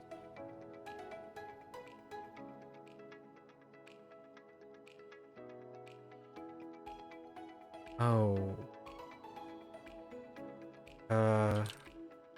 羽绒，这个枕头里面是羽绒。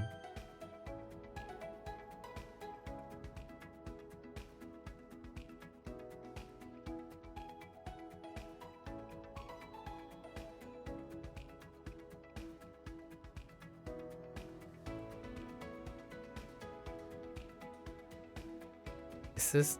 I thought this was totally wings, but no.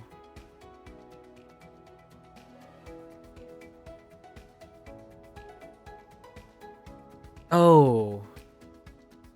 翔， Okay. 鼻，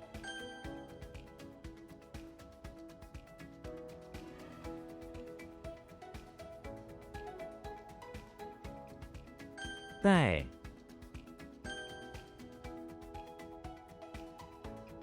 That's kind of rough. Okay. What the? What the basket?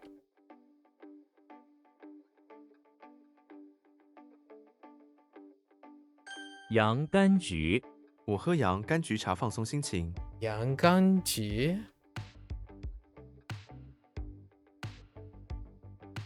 I can't spell chamomile. Let's not talk about it. What? Oh, whoops. I didn't read that whole character. Okay. 潮，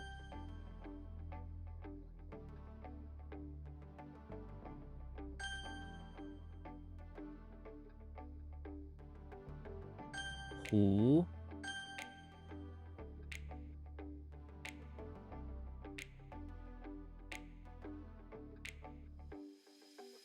Oh no. E? 乙， This servant? Oh boy. Why? Yikes. Hold up. I'm gonna have to take that back there. What? Oh, chariot? Okay. 我， Oh. That's gonna suck.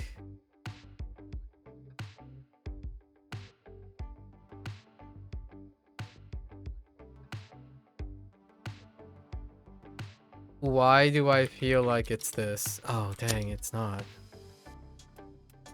霞， Second knight errant? Oh my. Alright, so what happened here? I have the swish swish. Oh. It's like... 结，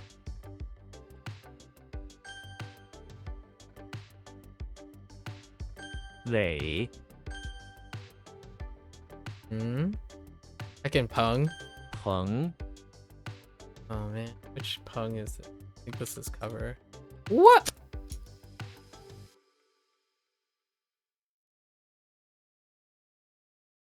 That's definitely cover, or covering. I guess covering. Gotta be careful. 组， Oh.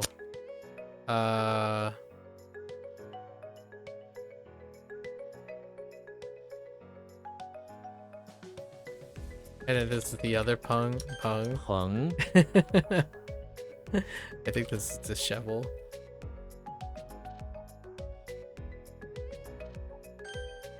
Yeah. 画像，父亲的画像， Or like picture, portraits. Yeah.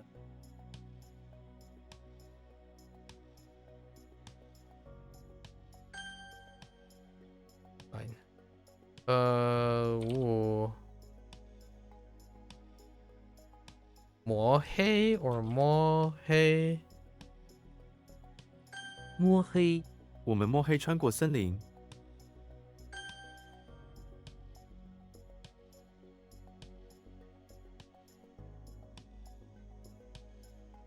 I could do poor. I could do better. Let's go write something. more for pool. I think I can do better. We can improve upon. 水泥、我被卡在水泥里了。 cement. Okay.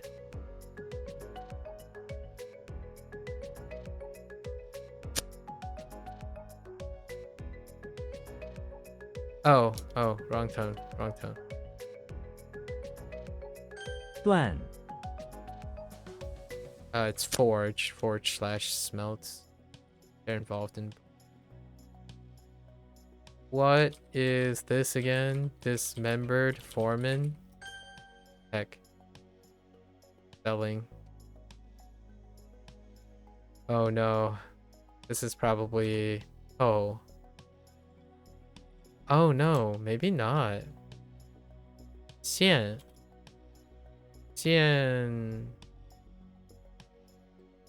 立 uh-oh.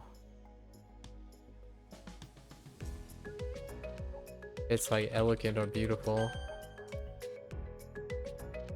Oh, 细粒. Isn't this like 小粒? Dang it. They're in the bakery.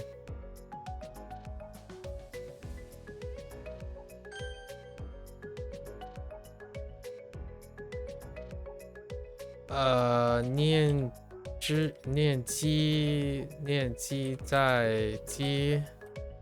念兹在兹，老板念兹在兹的追求公司的成长。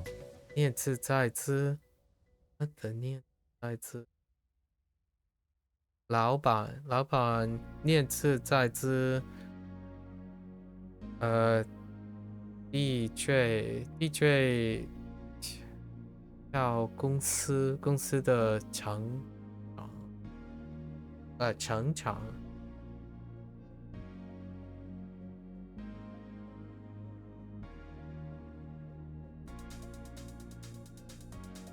Like,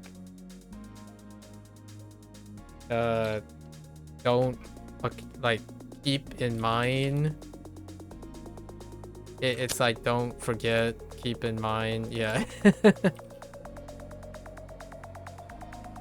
All right, we're fine. I mean, it's pretty good advice. Or like generic advice, I mean.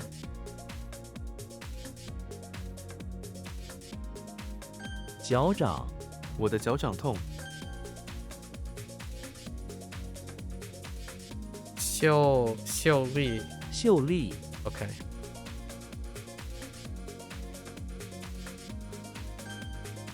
This is kind of like an older person talking to the younger person. It's like, always keep in mind, always keep in mind how to be successful at a company, basically. Or it's not really saying how to keep successful at a company. But it's talking about the boss.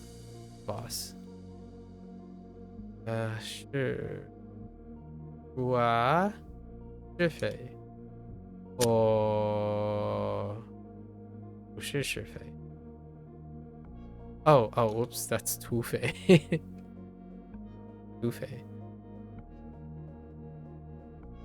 果汁啊，果汁啊，飞翔，我想要飞翔到高空中。 Dang it, soaring and flying. All right. 土匪，村民害怕土匪。 A dirt bandit is a bandit. 明天，明天天气会很 I 好。 was gonna write the next day as opposed to tomorrow. Do they accept the next day? They don't. Okay. 果汁，可以给我一杯果汁吗？ Okay, this is definitely covering. They didn't take cover. It's fine. Understandable.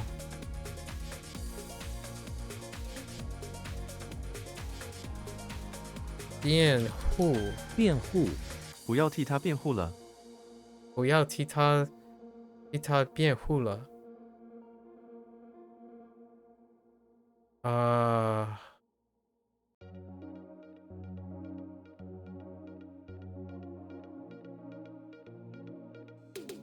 like defend. Okay. All right. Yep. Yikes. I'm just gonna throw it out there. Fool. No. Okay.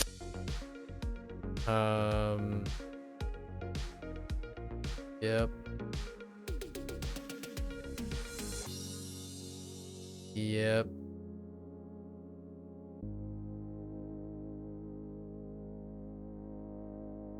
Yep.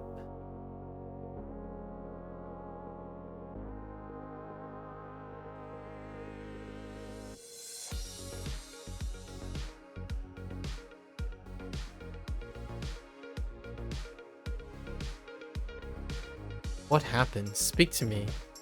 We have a shack. We have some caliper.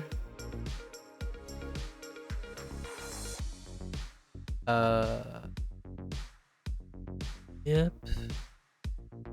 Shack, caliper. Maybe that's beans. Oh no, wait, that's a drum.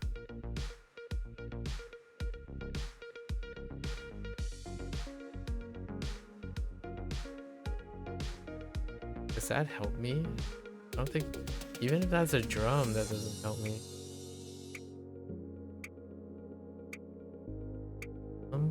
Shack. What? What is that?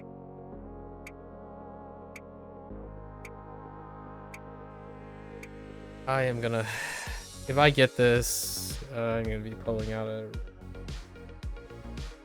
Okay, so what do you look like? I really thought you looked like.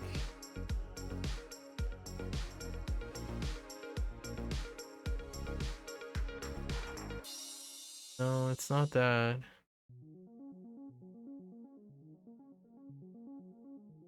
Could be a ghoul.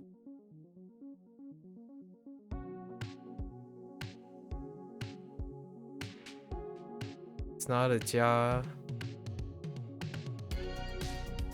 I don't even know what it means.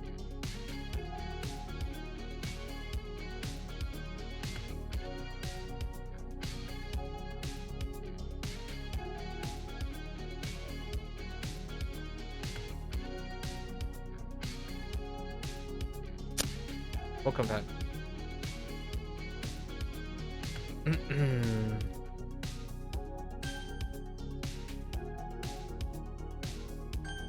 The other forge. The other forge. 俊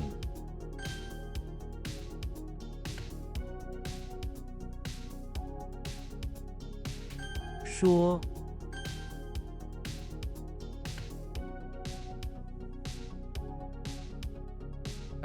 西洋。大西洋大西洋包围很多岛屿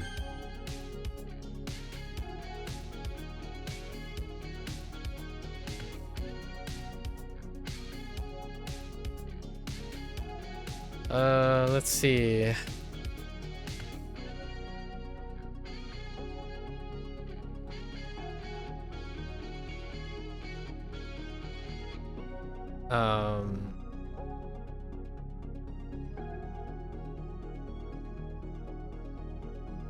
Hey, I meant to type Faye. And 震动音乐的低音让地板震动， or like earthquake. Yeah. 坡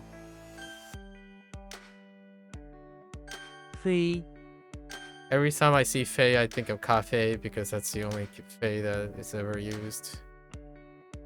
What are you, drum? You know, something screams ting. Okay, just kidding. Just kidding. 无耻这样做是无耻的。 On finger.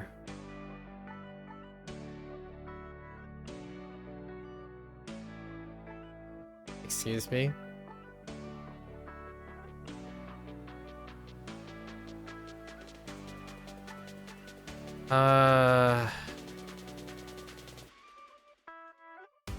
An. No! I just don't know what that means. Hold up.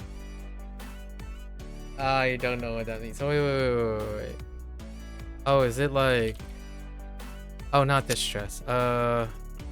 Like case. It's case. Right?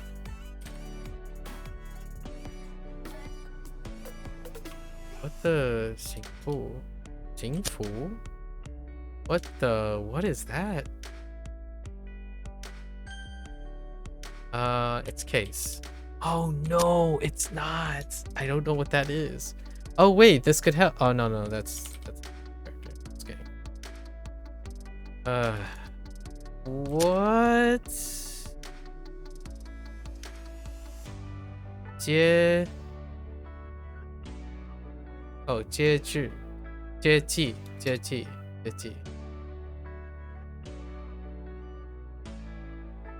真。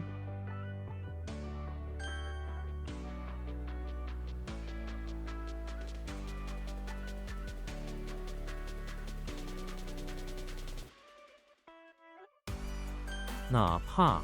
哪怕下雨也要去。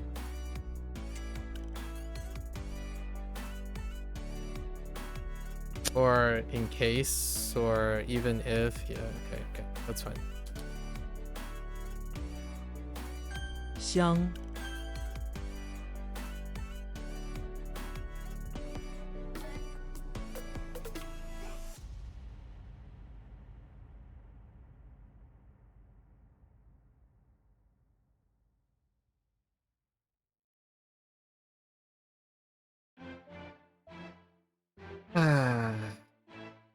Drum and caliper. Nah, there's no chance. Where am I? Chu? Oh my. Whoa. Check. Kitchen. Alright. I didn't do anything with kitchen. I thought it was fine. You got me. Ekin. Drum. I'm gonna throw Chucky in a drum. Drum as in not like drums, but drum as in like a container. Dang it. Alright. You got me. I thought this was like to...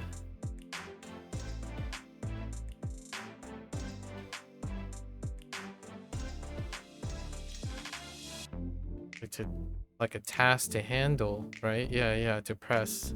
Okay, it's fine.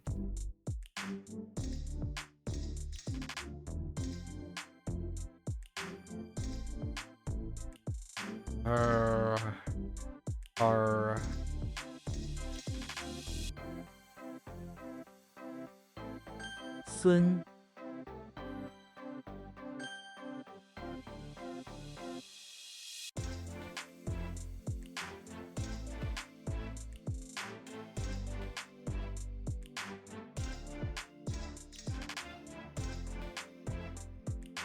弯曲。弯曲。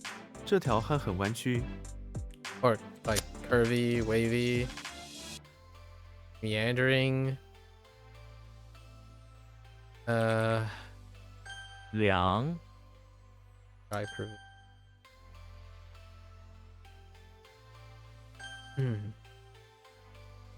Oh man, I got wrecked by... I mean, 厨房 makes sense, but I wouldn't have thought of... Oh man, I'm so reliant on a trigger for that.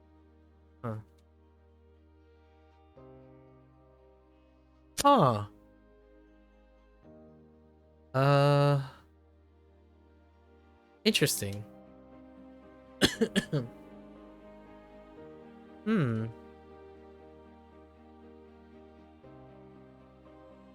烤。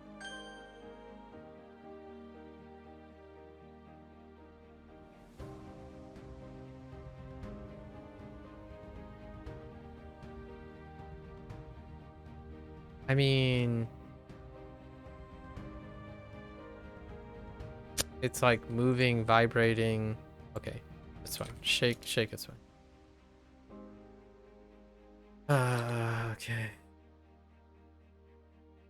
Oh, you know, I could do something about this. Yeah, let's put this on the list. I think I can improve upon ons.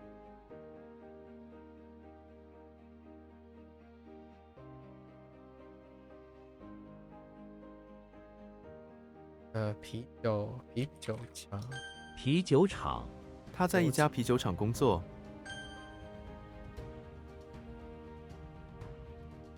幸福，我祝你幸福。 Just like happiness, wealth. Okay.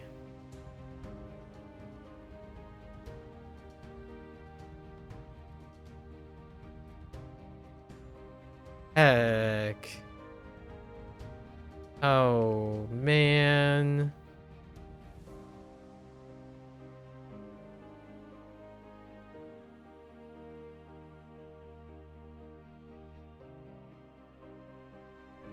I'm gonna go 深刻。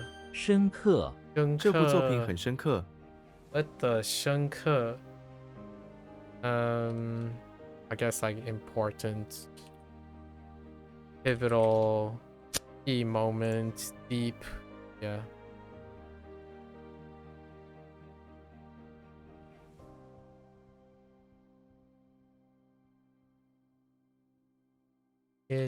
接济，要接济一些家庭得到政府的接济。接济 Is it like, oh no, is it like financial aid?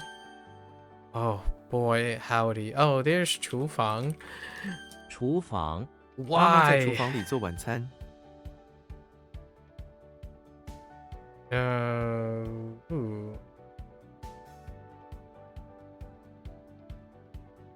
什么量？uh-oh.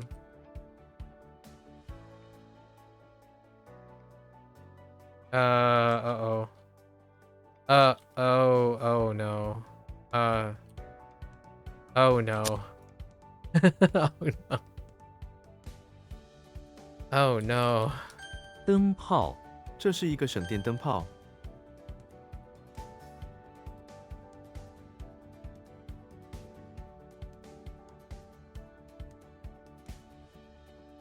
根源，根源，他的妻子是他幸福的根源。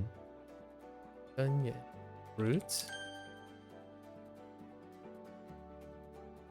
We're gonna use deep. Deep is fine.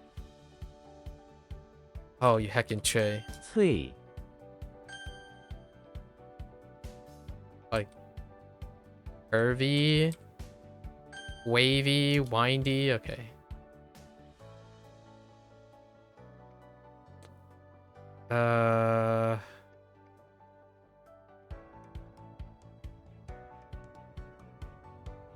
No. 交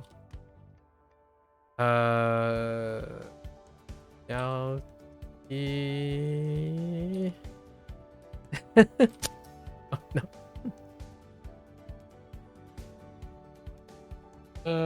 Let's see.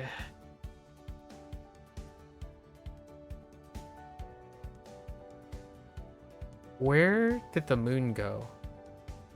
That's what I want to know. 这需要一些 what?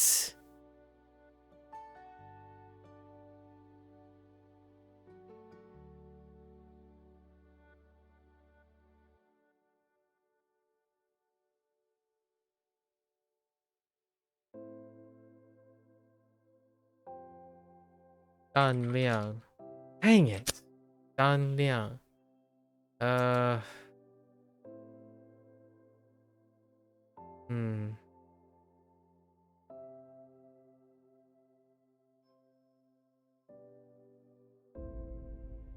Man, I just realized how weak my skin game is.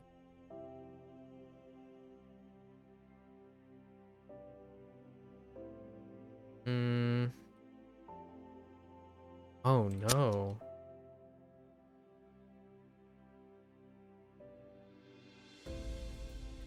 一趟去一趟，我需要去一趟超市买一些牛奶。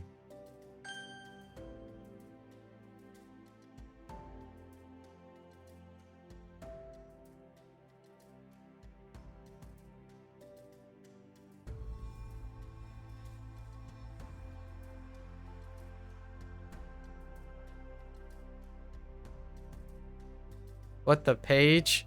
Oh no.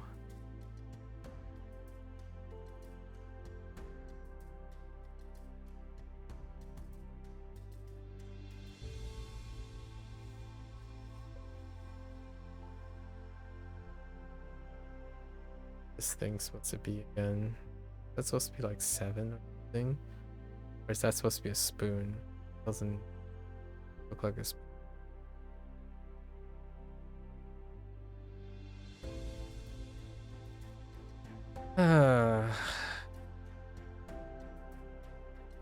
Only I could get you in a vocabulary.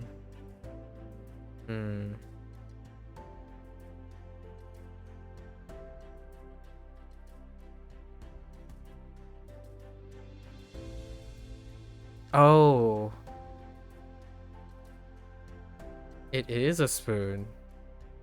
Or at least that's how I remember. 星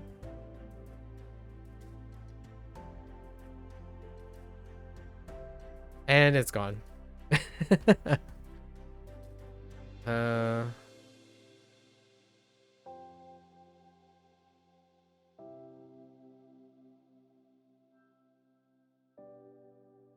Like teaching, like getting him to incline. Oh, we lean. Oh no, we need some help here.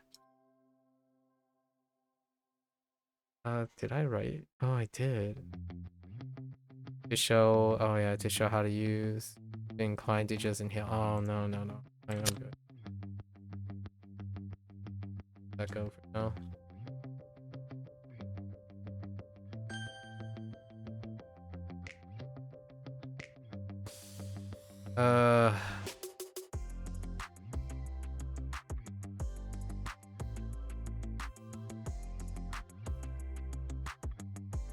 波 Heckin' ball. Okay, it's probably way. 穿 Okay.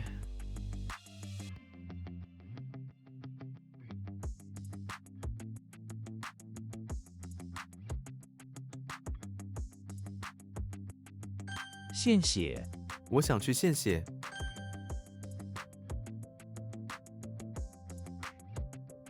Hey. Oh. Oh. That's a typo. How did I type C?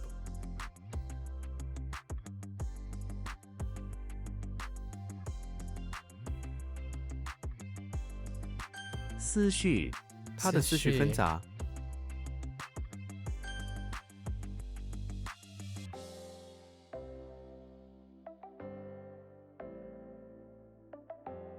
泌尿 Wait.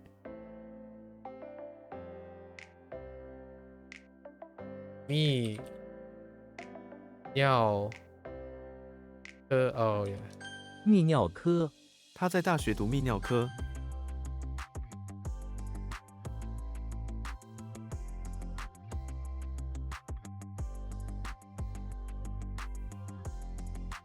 幼稚我小时候很幼稚。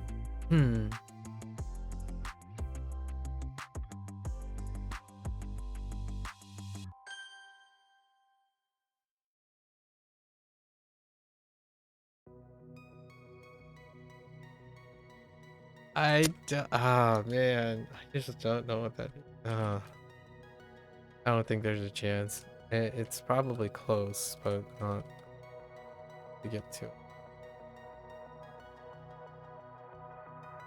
文雅他的舞蹈动作非常文雅。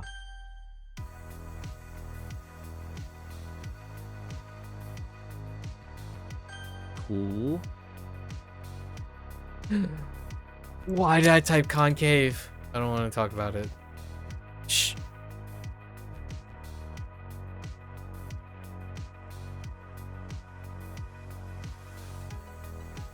Nope. Wait.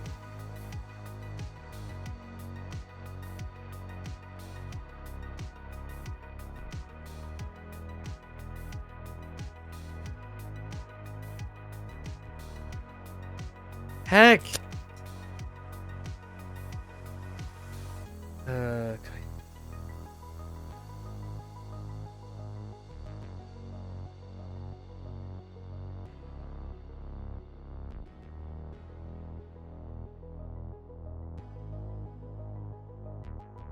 哦，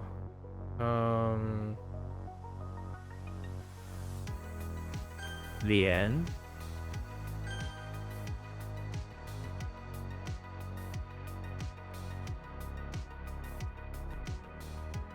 粮仓粮仓里储存了很多米。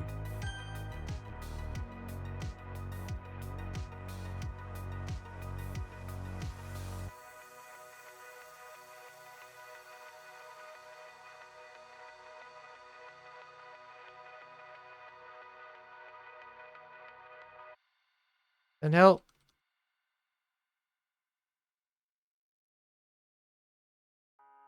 忠贞她是一位忠贞的妻子。 Okay. 岩石小河旁边有很多岩石。贵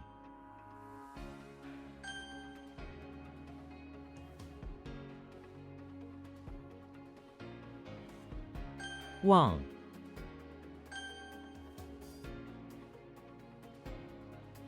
汪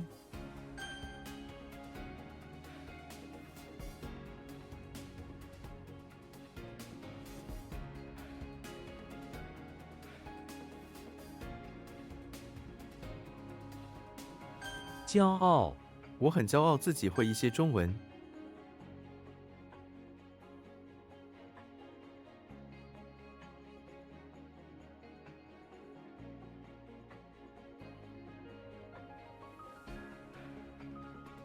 奠基这本书为他的事业奠基。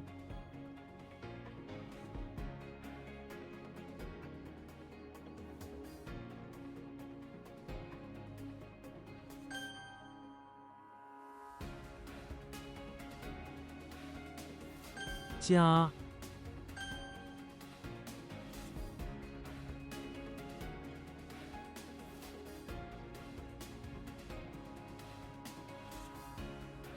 衰退随着年龄增长，体力会衰退。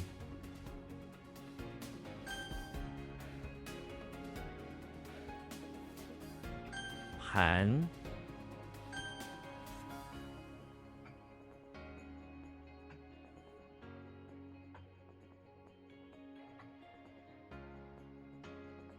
挑剔他对食物特别挑剔。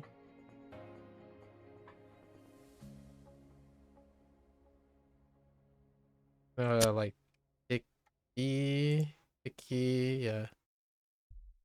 Oh, picky's already in there. Okay. I was gonna write selective. Oh, you know what? Selective is fine. Hmm.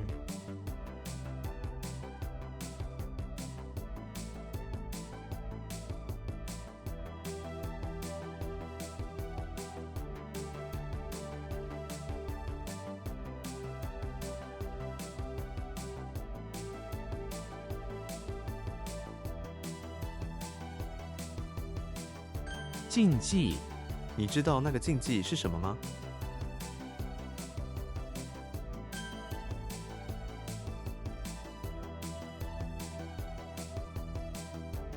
唐诗我喜欢在月光下读唐诗。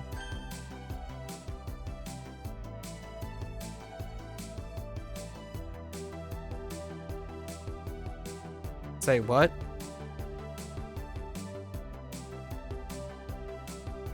杜绝政府应该杜绝贪污。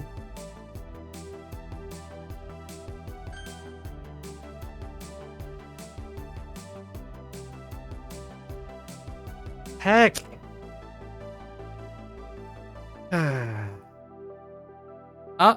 Wait. What? Oh. 掰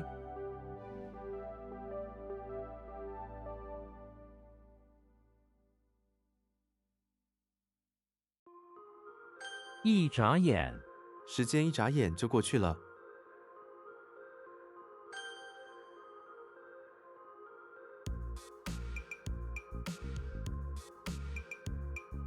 雾， I still am. I really think it's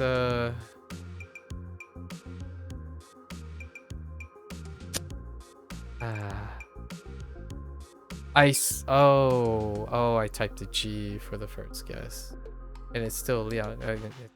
It's what I think it. Oh wait.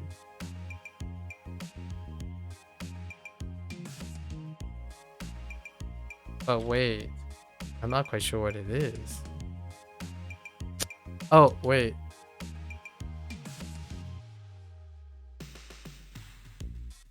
Wait, 胆量，这需要一些胆量。 I think it's the.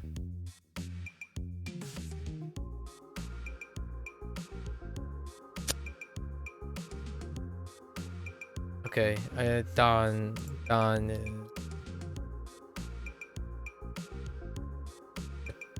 It's not file. I don't understand how that works out to a different meaning.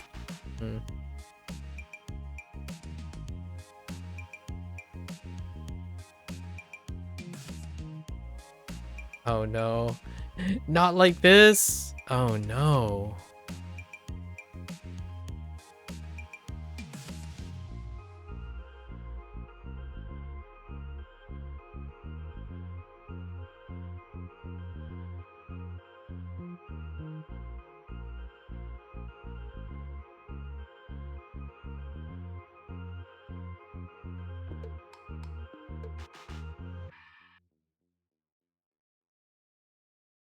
Think about a hood.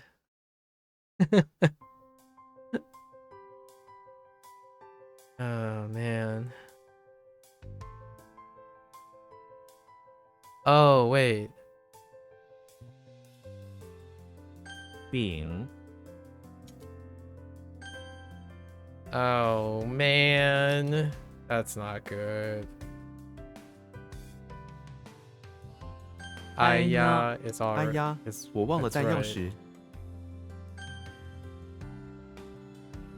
浊，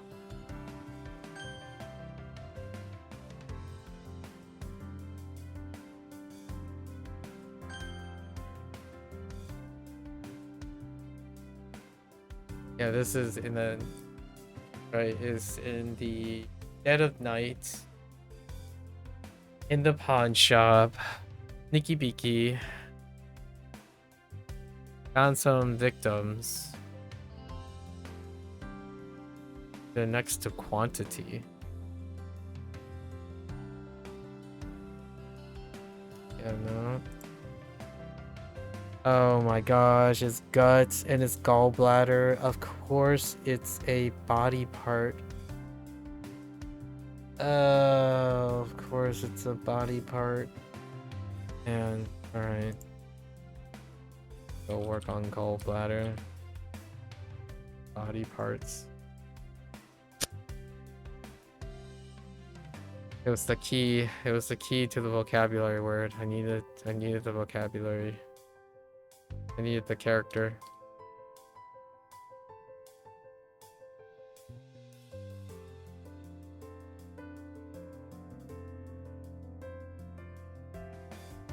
顺遂，祝你的计划都能顺遂。都能顺遂。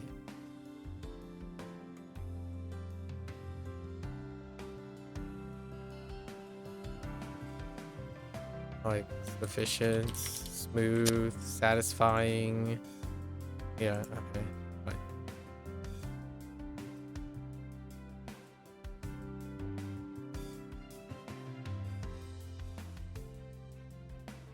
荒凉，冬天的沙漠非常荒凉。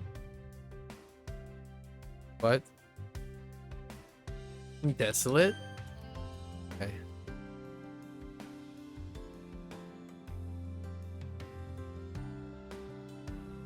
斩， Oh.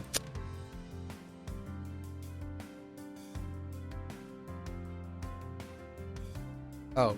Cha. 沉甸甸，篮子里装满了沉甸甸的苹果。 What the 沉甸甸 What the heavy?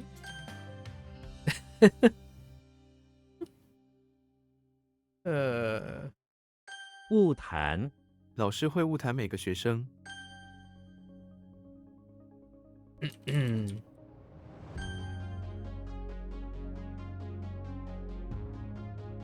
刀， Freaking chatter.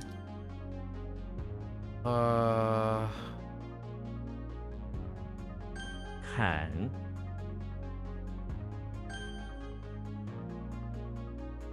YOLO? Okay. Just kidding. Hmm.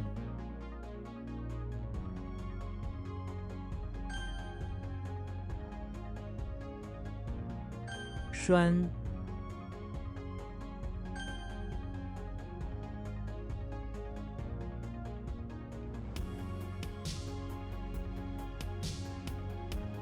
丑， What the 丑?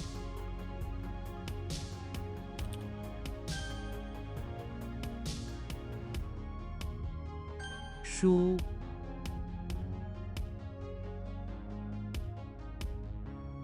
What? Oh, express. Oh, okay. You look like a May, but you're not a May. But what are you?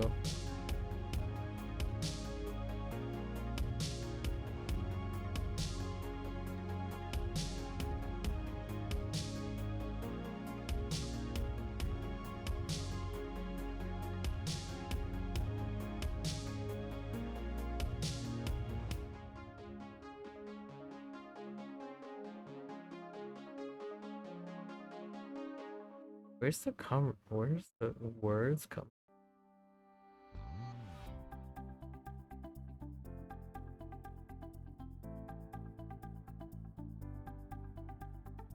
Why are there words? Oh. Oh. Oh. It's scheme, no? 谋， Okay.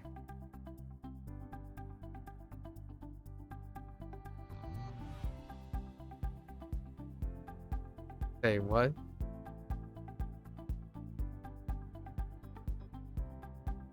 肇事，警方已经锁定了肇事车辆。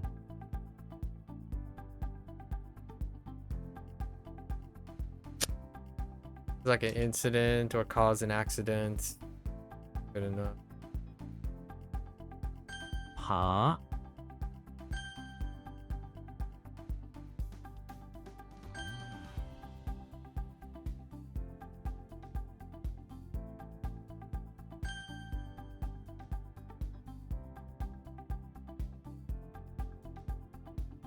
煽动性煽动性，他的言论带有煽动性。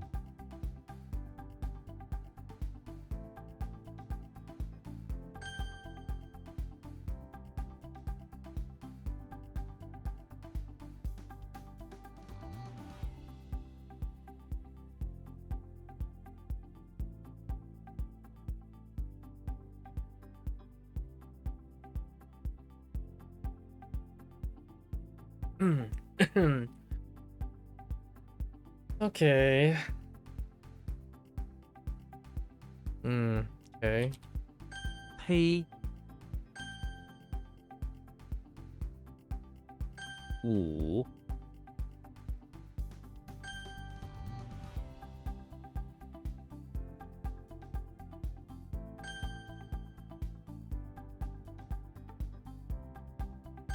哭，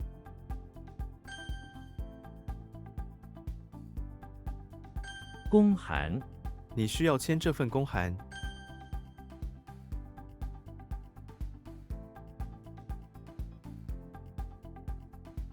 忙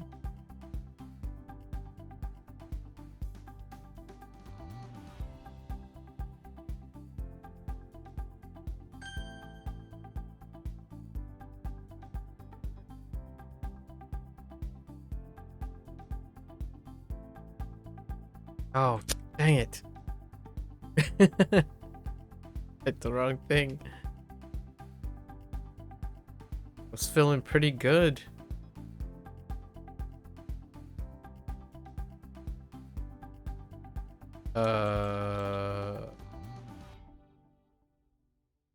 Eh?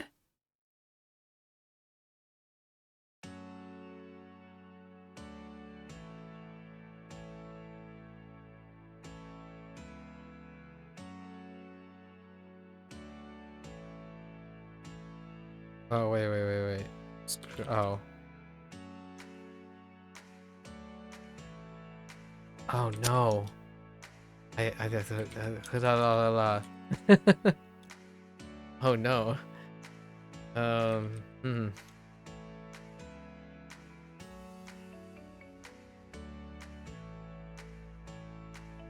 汉 What is that? Which Hun is it? Oh no. Hold up. Fire. Uh-huh. Not that either. Oh no. I don't. Oh man. How did the finger thing work?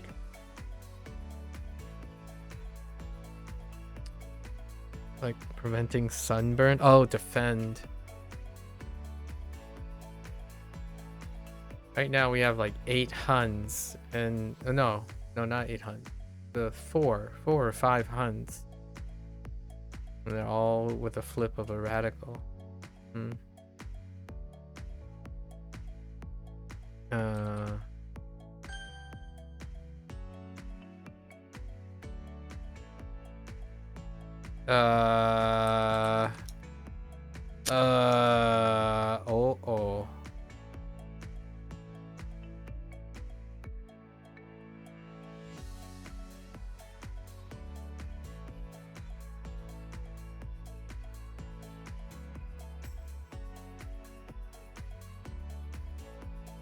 What the fun? No, wait. What the fun? Where's this mode?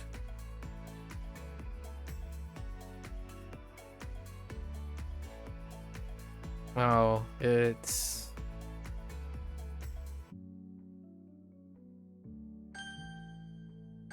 分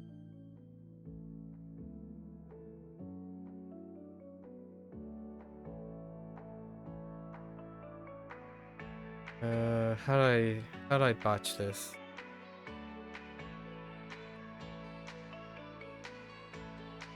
悠久 这座古城拥有悠久的文化，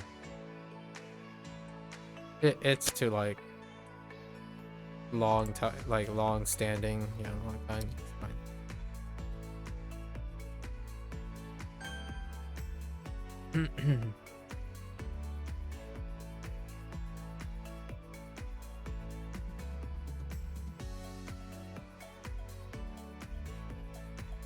The heck?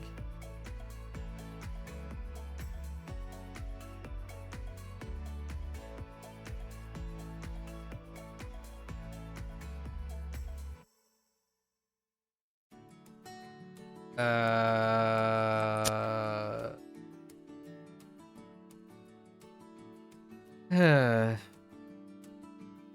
是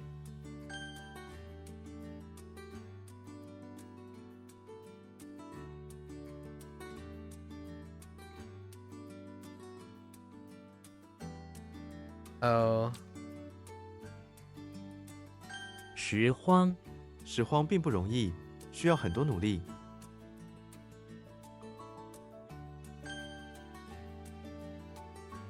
方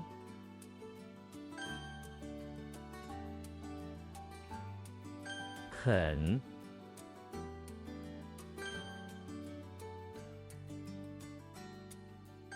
捆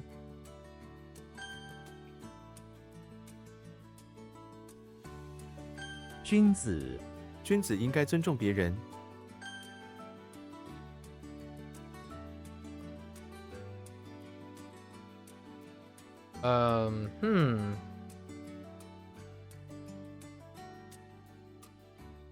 是悲，yeah，悲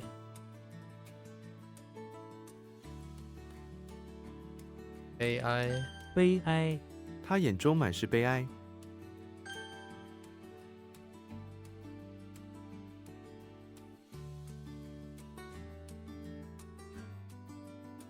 捷运，捷运，捷运站就在这里附近。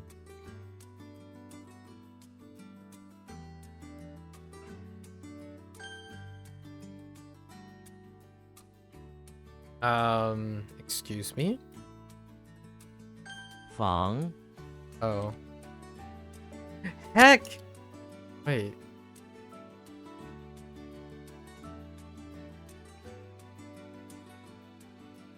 Oh. Animal fat.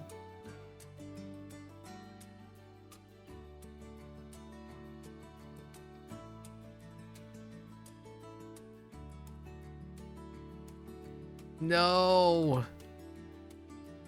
What the bay? No, ho. What the ho?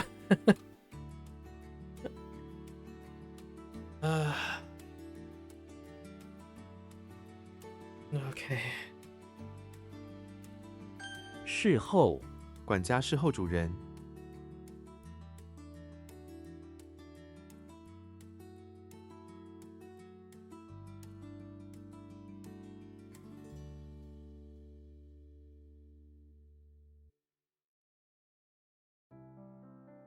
Like to wait on someone.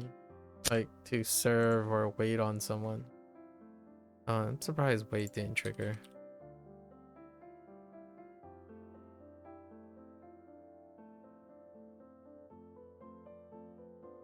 What? Wait. Oh no. Yanjiang. What in tarnation? Hey. Oh boy. I don't know what that is. 坚贞，他是一位坚贞的信仰者。How come you tend to frequently undo? Because it's about getting it right on the spot. It's 车厢 always about getting it. 他们正在清理车厢。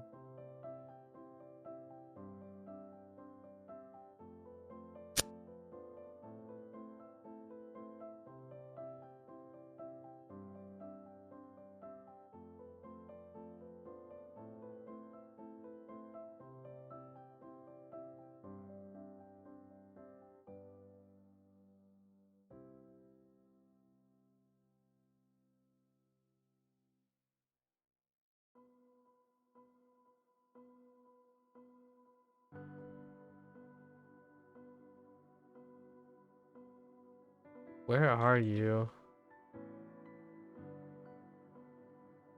Where are you, Bart Simpson? Was it Bay? Might have been Bay. .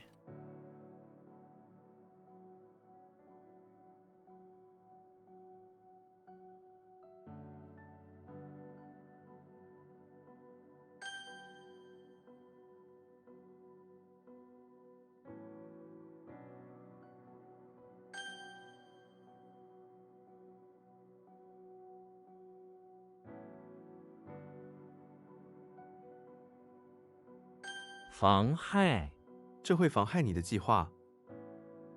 I forgot.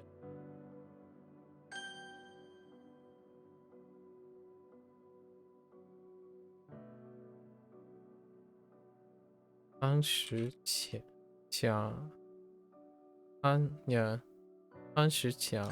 潘石强，潘石强倒塌了。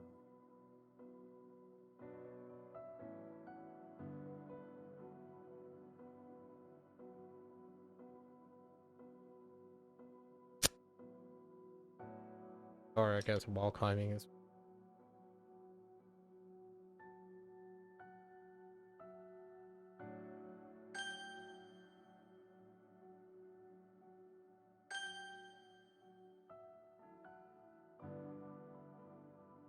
柏树，我们常常在柏树下休息。鳖， What in the chariot spray is this?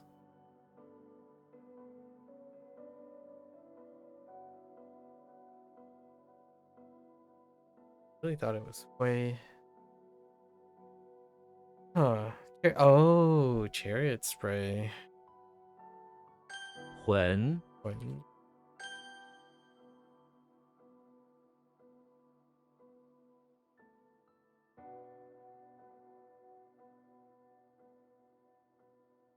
Hmm.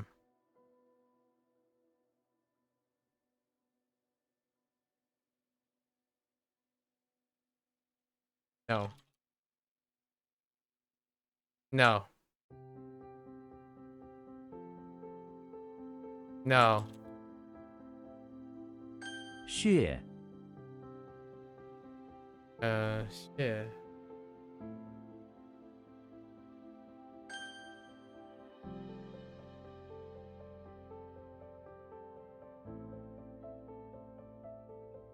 罕见，这种动物很罕见。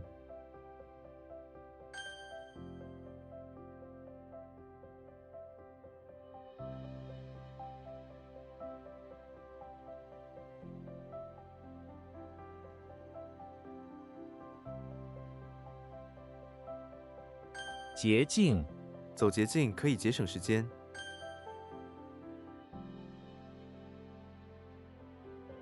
玄机，这本书里隐藏了很多玄机。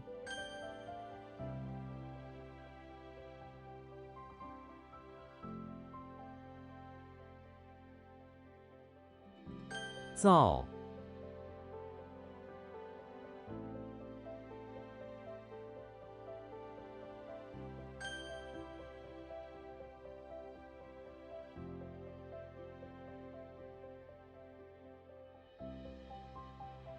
自卑，他总是感到自卑。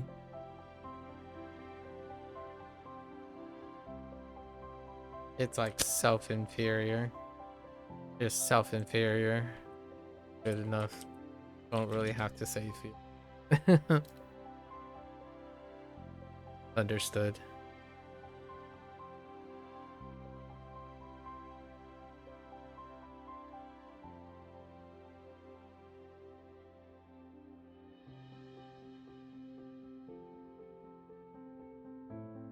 鱼缸，鱼缸里有一条金鱼。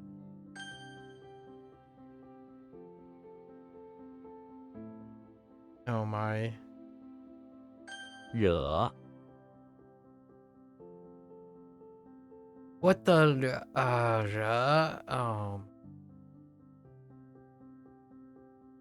Okay, hold up. Like, did a little thing and then touches, stops the heart. What is all that for? Yelling at Robin Hood.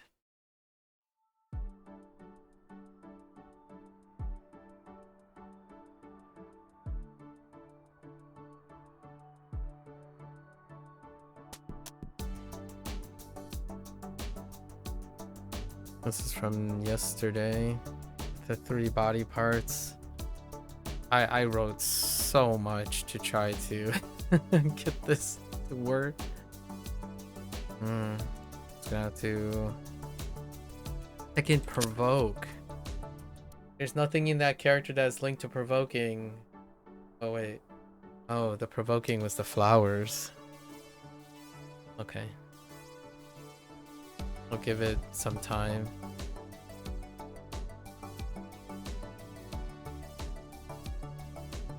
衰老，我不想变得衰老。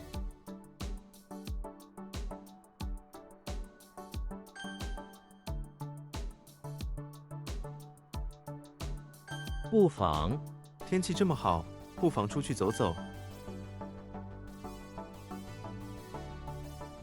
The flowers. The flowers. What?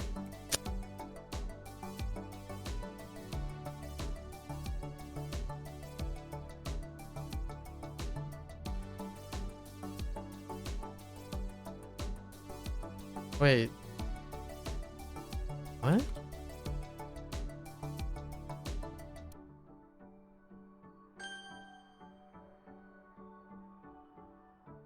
重 Or middle center. And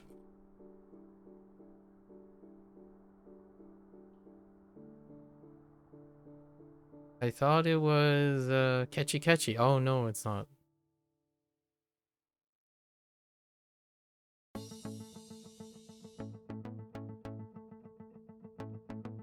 Wait.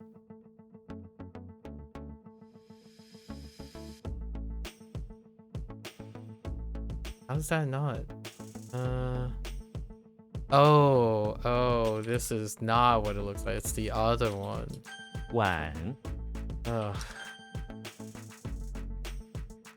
So many.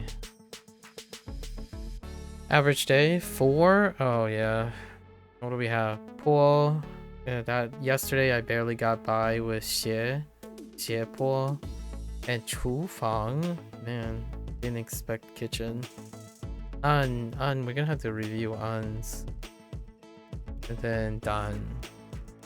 Organ. Okay.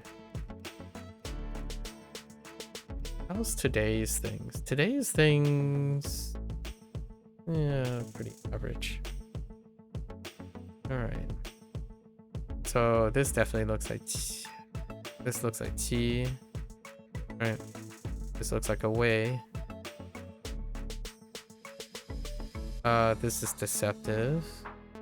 I think this might be one of two. And then ooh, T.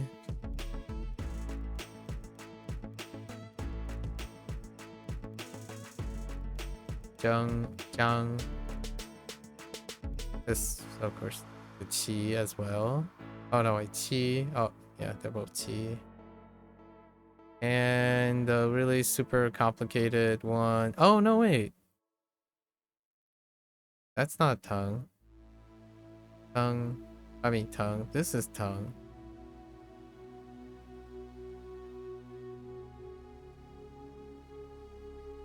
C. Don't look like C though. Okay.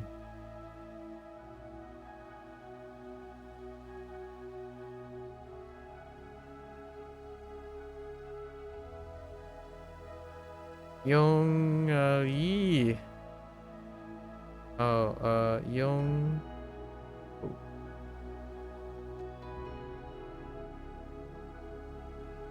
Right. Youngsu.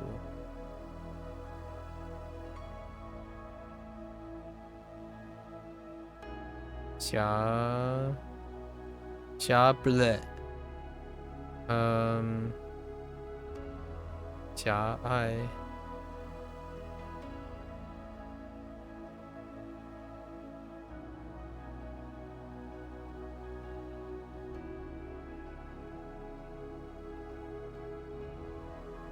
Chang Qi.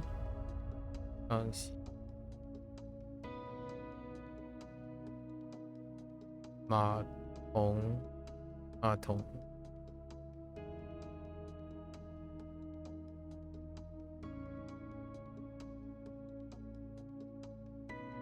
Luo Ye.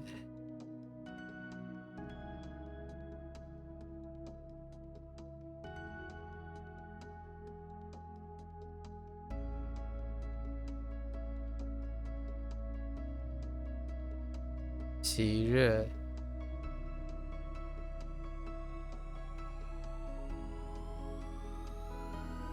Fa Dou.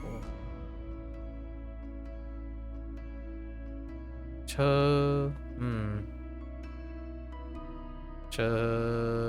Yep. Yep.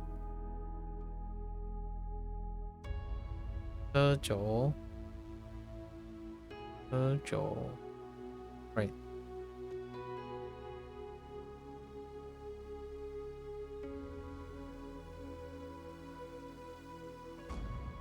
Oops. true.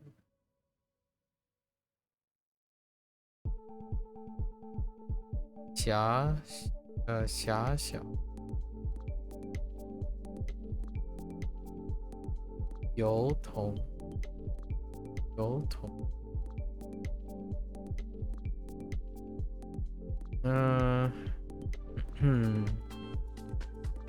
烛光 oops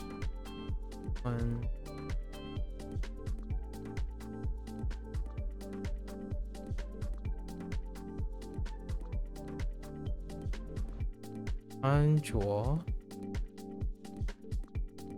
what the 安卓 oh Android right. Hello there, Alzer. Hello. Okay. We got Kirby in front of the house, chilling with a waifu.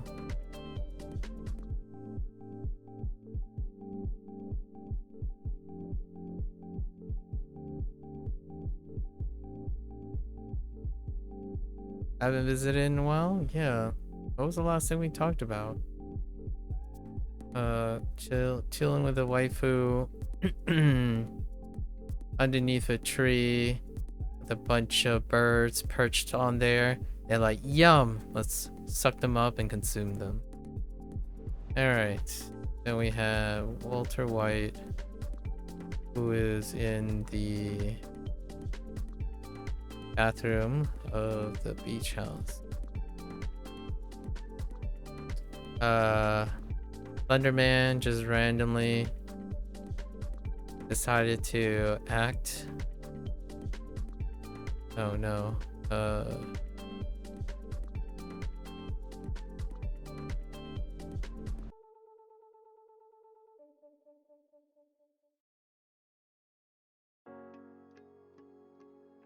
Doesn't curl like that actually. Act in a bogus way by attacking Walter White. He just takes care of business. It's per the Walter White special. Maybe a dispute over some bogus products. Alright. So we have Xena, who is in front of the house, steadfast in her resolve on a winter's night. Praying next to a tree despite it snowing. Got an umbrella. Snow.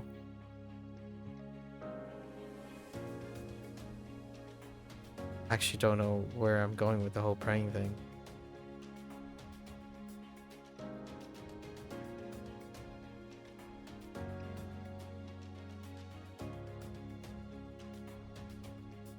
Yeah.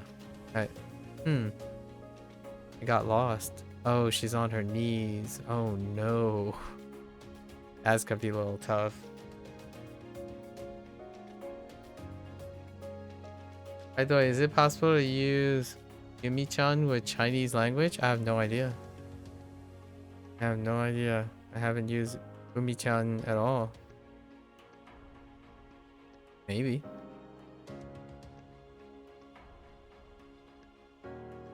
Let's see. Kirby. Is that what we talked about?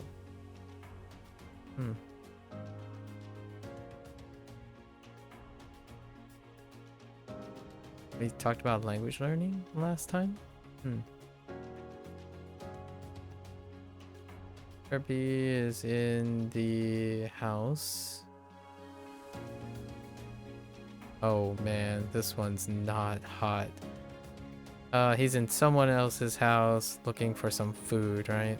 He's following the path and came upon a fork in the path in a hallway or something.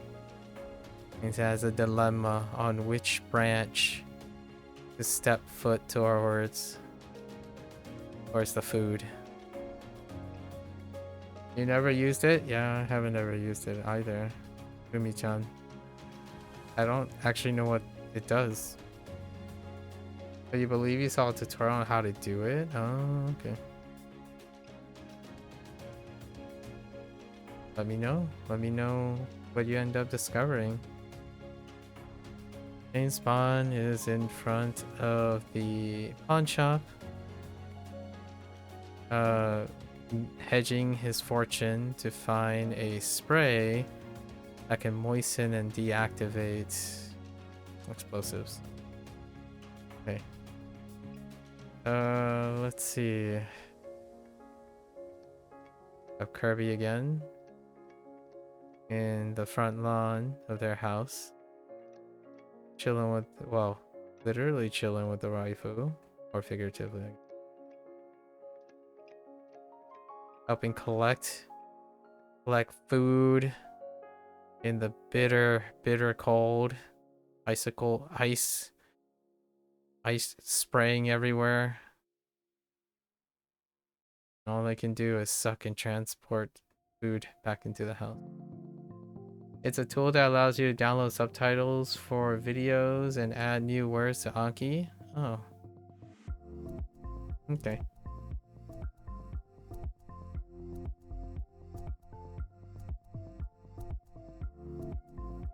Alright.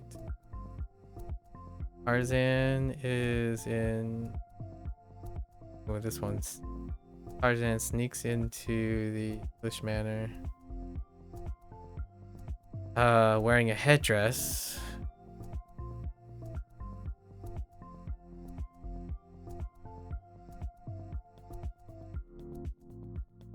Wearing a headdress. Under the light of the... Under the moonlight. Right. But he was quickly discovered and pursued. Or on a snowy winter's night. Trying to take refuge. Quickly pursued, and he made way nimbly by hanging and vaulting around the rattan and flowers of the interior decor. English manor. Alright. So four things to highlight today. Yeah, pool or slope. I think I have something. Chul. Where did I lose Chul at? Honestly, I kind of lost it at the chat.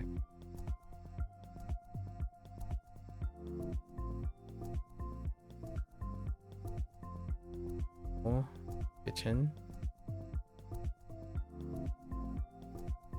I lost it at the fingers, I think.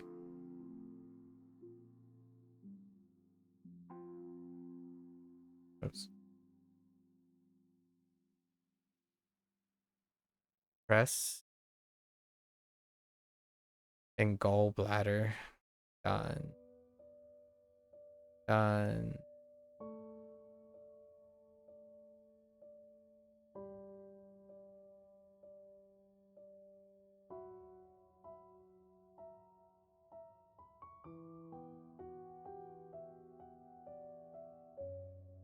Oh, that's a little.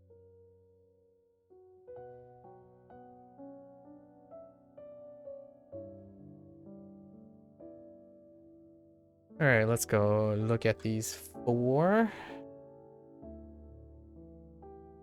Are you sure there isn't like a Chinese version of that? I mean, maybe it's hanging around somewhere. I imagine you can just use the API and go from there. All right, go look at pool. So the skin part is where it's lost. I lost at the skin part. I mean, we could use Saka, I guess. Let's see. Patrick Star is in front of the office.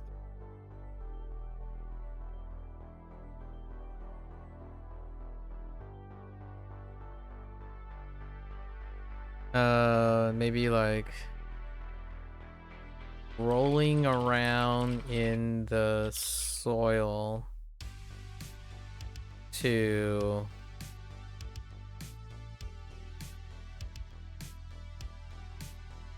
cover,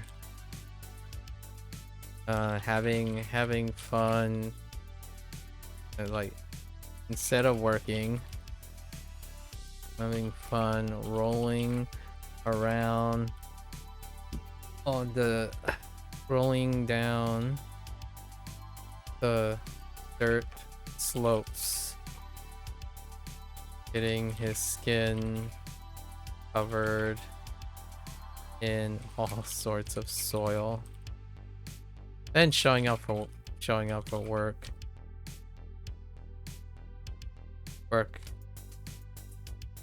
all dirty. Sounds like Patrick. Okay. Tool. Kitchen.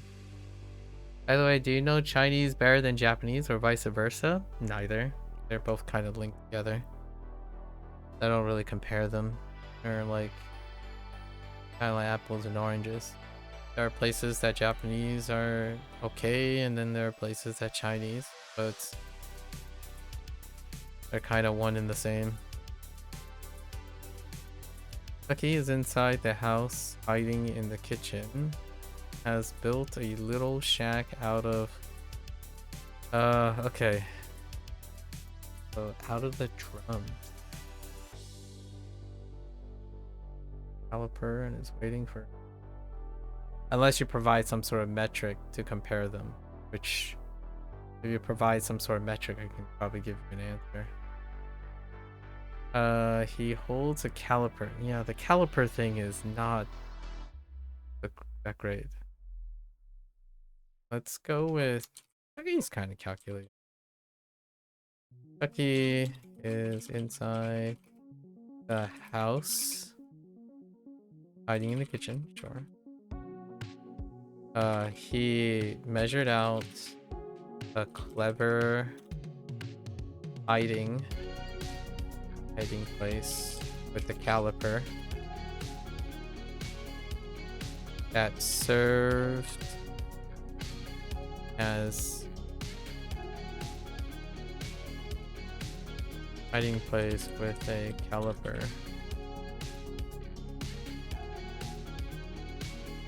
Repurposing a wooden drum as a shack, say as a hidden shack to lay low until he can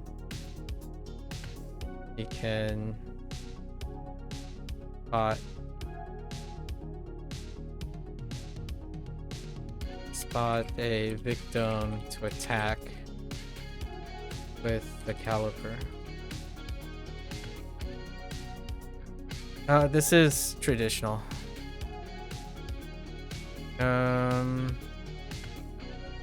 Yeah, this is traditional. I was trying to think if kitchen is different. Kitchen's probably different. Okay. Alright. Gallbladder. Mr. Gallbladder. What do you do, Mr. Gallbladder? So Dracula is in the basement. Pawn shop. Sneaky beaky? No. We don't have to sneaky beak. Do we?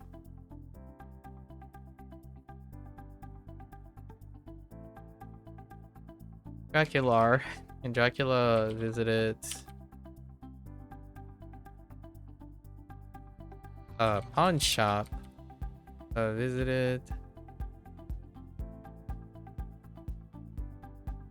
Entered the basement of a pawn shop. Okay. pawn shop by a hidden cliffside in the dead of night to acquire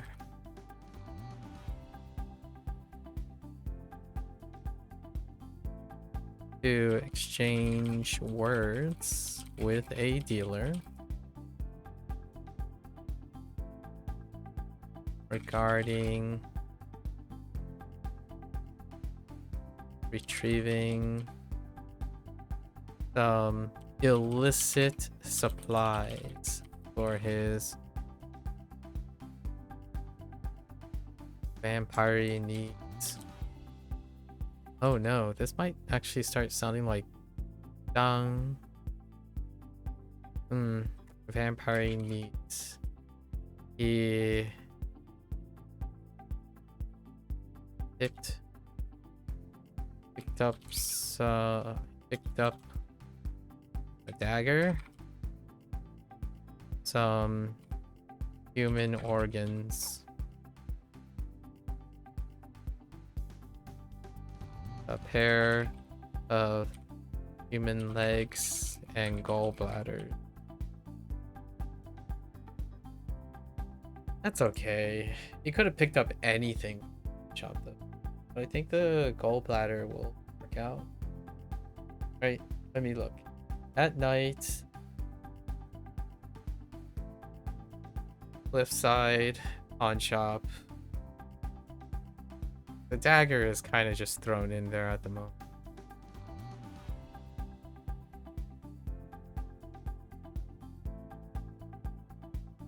The original was to take out someone with the dagger. Maybe that's what we go with. Oh no, but where's the word? Oh, you know what?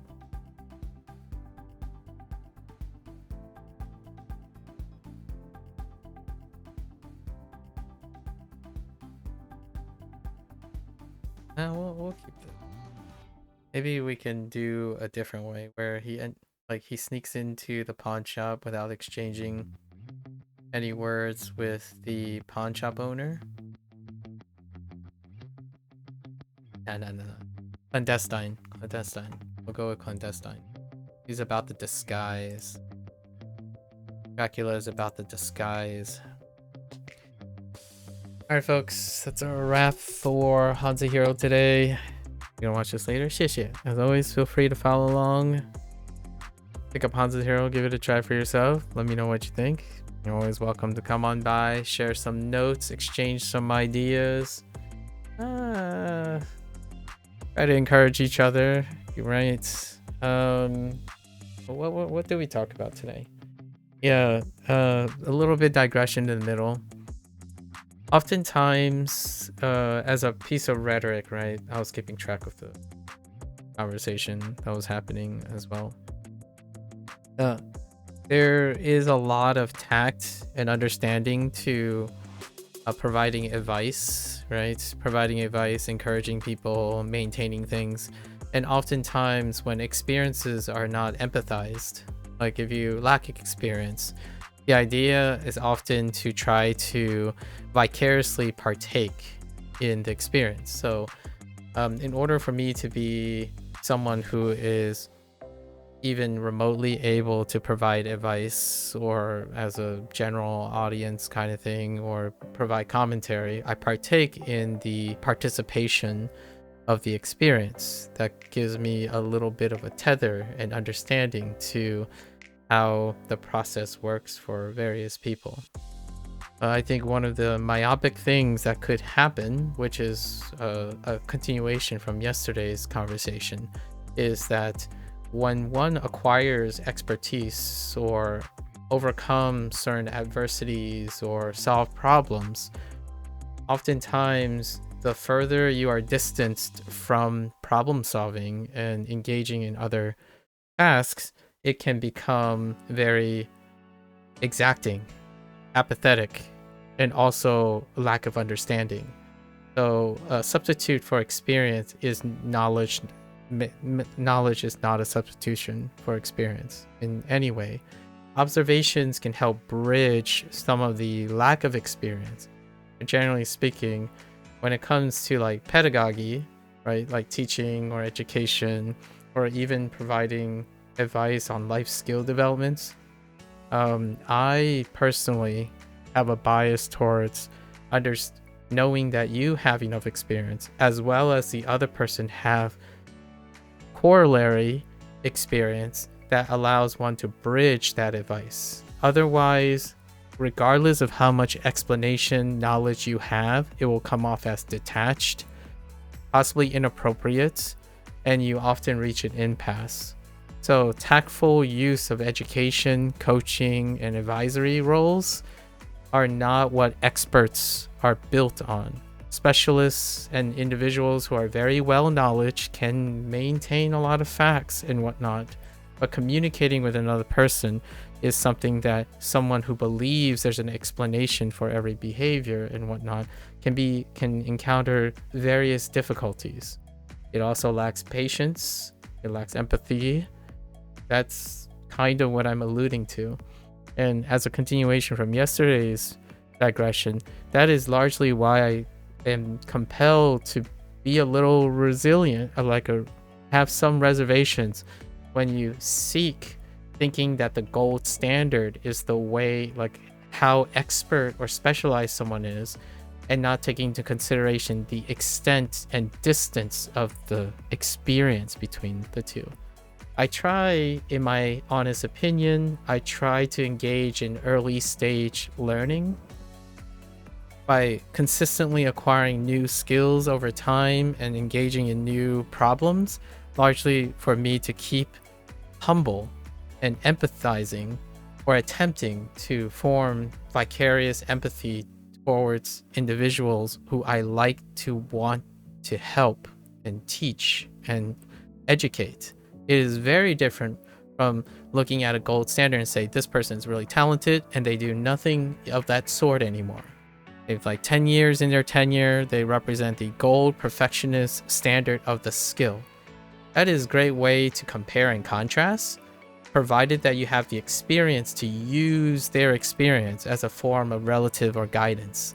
Spitting out facts is, in my opinion, a symptom of the internet. You can spit out facts, you can say what's true, what's not. That will become a point of contention, because just because you're right does not make you efficacious in communication. It's lacking emotional intelligence, right? And emotional intelligence isn't a one-stop shop from explanation. Sometimes, well, most of the time, it actually requires a lot of experience.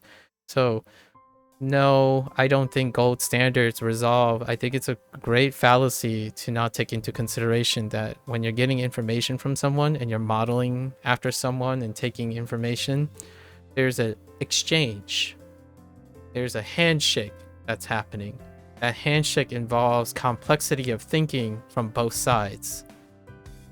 If you're an expert and you come out and say, well, it's easy, it's simple, these are the facts, and you should know these facts, that explains everything, that will definitely occur far more when the person who is specialized has spent far more time in their specialty than being in a teaching or an advisory role. There's an exchange. It's a compromise as well. You do sacrifice the peak performance of your specialty in order to ground yourself in education and teaching. It's not a coincidence, right? It's not a coincidence. It's the reality when you have to take time to be an educator and to be someone who's able to create empathetic links and encouragement and tactfulness at the expense of excelling in a detached, explanatory, declarative way to a person. I think it was, to me personally, there's sufficient evidence in my life to know that personally, that distance, if it's too great, creates impasses. And I feel when it comes to the internet, it emphasizes that even further. When you're looking for an explanation and you're looking at explanatory information, there is no like visceral understanding or appreciation of the experience that was required to reach that point. So without any prior tether to that, the explanation could be worth 0. You can simply be passing on information without any form of experience. You can anecdotally introduce some of your personal experiences, but that is only limited to how often you attempt to vicariously engage with other people. So if you're solving only your own problems, that doesn't guarantee that you're good at solving other people's problems.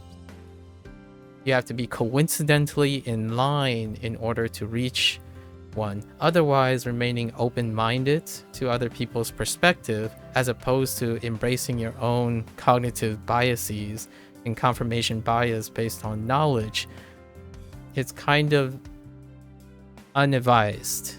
There's largely why I do feel like a vast majority of really intelligent and well-informed people online, I meet them on a daily basis, honestly, do not understand or internalize the application of all that knowledge. It's kind of like I've been humbled many times. Every time I move to a university, like a new university, or start a new chapter in my academic life, there is a genius out there in that department that far surpasses my capacity to understand things, or understand things in terms of their field of specialty.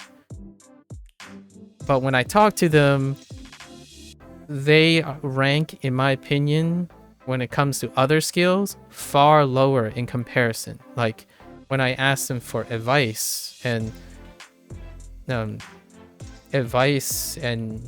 critique and whatnot, I am banking on their expertise, not their understanding that they can help me learn how to become them. Their expertise is useful. Their ability to get there is at the cost often and the sacrifice of it. You typically do not meet, they are so rare, people who have enough time to be a great teacher and all that stuff on top of being a specialist. So it's one of the realities of the human condition. There's only so much time a mortal can do in humanity, so it's a trade-off.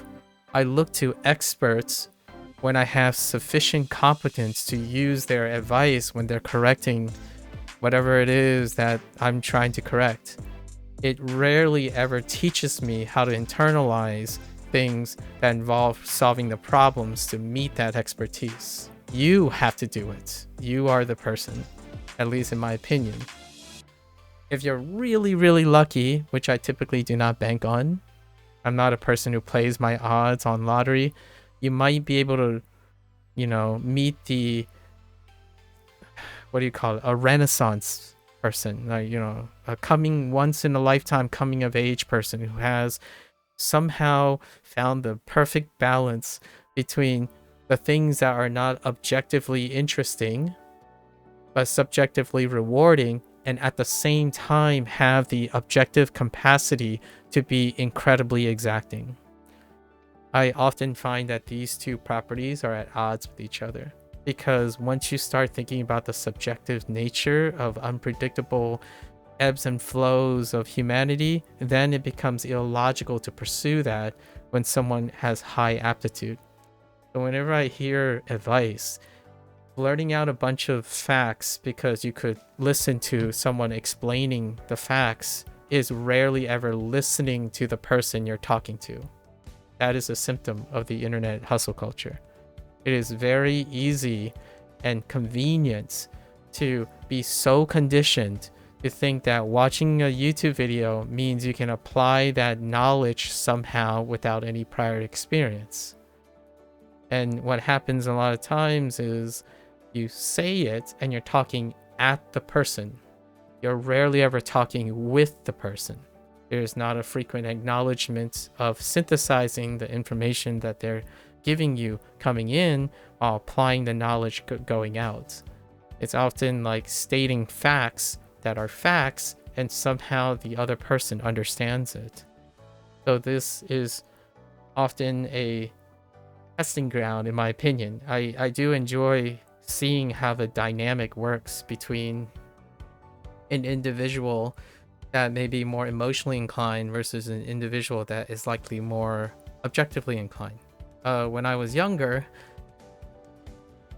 I would have to say I coincidentally behave very similarly.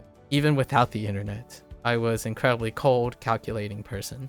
And that made me no more successful, like maybe even less consistently less efficacious now that I'm much older and I have a lot of life experience. Like getting people to want to learn and be happy and still be sad but get better is far more consistent now than I was before. And I like to argue that I was far more studious and scholarly when I was younger. You know, you go on the internet, let's learn like 15 hours of math, physics, and all that stuff is explaining.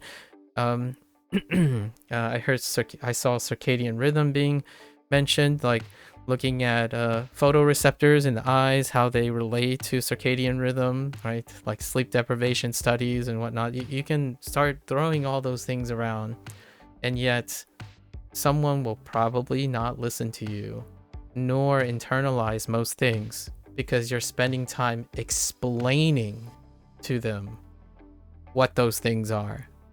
You do not understand the problems. And that is where we are. That's where the conversation was. It takes quite a long time to even get to the characterization of a problem. The clarification and observation of a problem allows you to seek the explanations that you may require to answer those questions. So oftentimes, I'm not sure if the current generation really have the patience for that. I like to think they are if there was an environment that was more conducive to it, right? When you're feeling bad and your intuition is not sufficient to help you feel better and more consistent, then you can try to create awareness and consciousness to make intentional and intentful actions little by little towards something. With that experience, you can build on that experience incrementally. And that's largely why you don't have a person who talks to hundreds of thousands of people indirectly, parasocially, as a main source of personal development. They rarely, I do not believe it's consistently useful. Like what I mean is, not compared to someone who is close to you, like a support system, family friend, your therapist. And of course, I saw like physical doctors, people who are far more informed will be still statistically far more likely to provide advice that is germane and relevant. Now, where you eventually get that experience to seek that information does start somewhere. So you do have to start somewhere. And it is with emotional intelligence, in my opinion, not intellectual facts, that can get someone through the door. So a great example for language learning apps, Duolingo. Duolingo gets millions of people through the door. Now the question is, are you going to take a dump on Duolingo because they can get million people through the door? Or are you going to take that chance and fly behind Duolingo but introduce a more quality of life improvement when their foot is through the door? It is so difficult nowadays to get people through the door because they constantly expect that expectations and explanations are all they need to understand the consequences of their action. Like if you sit here and you say, well, I don't have to worry about anything. I can just go on the internet and explain all those things to me. To me, that is exactly why you do not connect with other human beings. Because you're not doing any connection.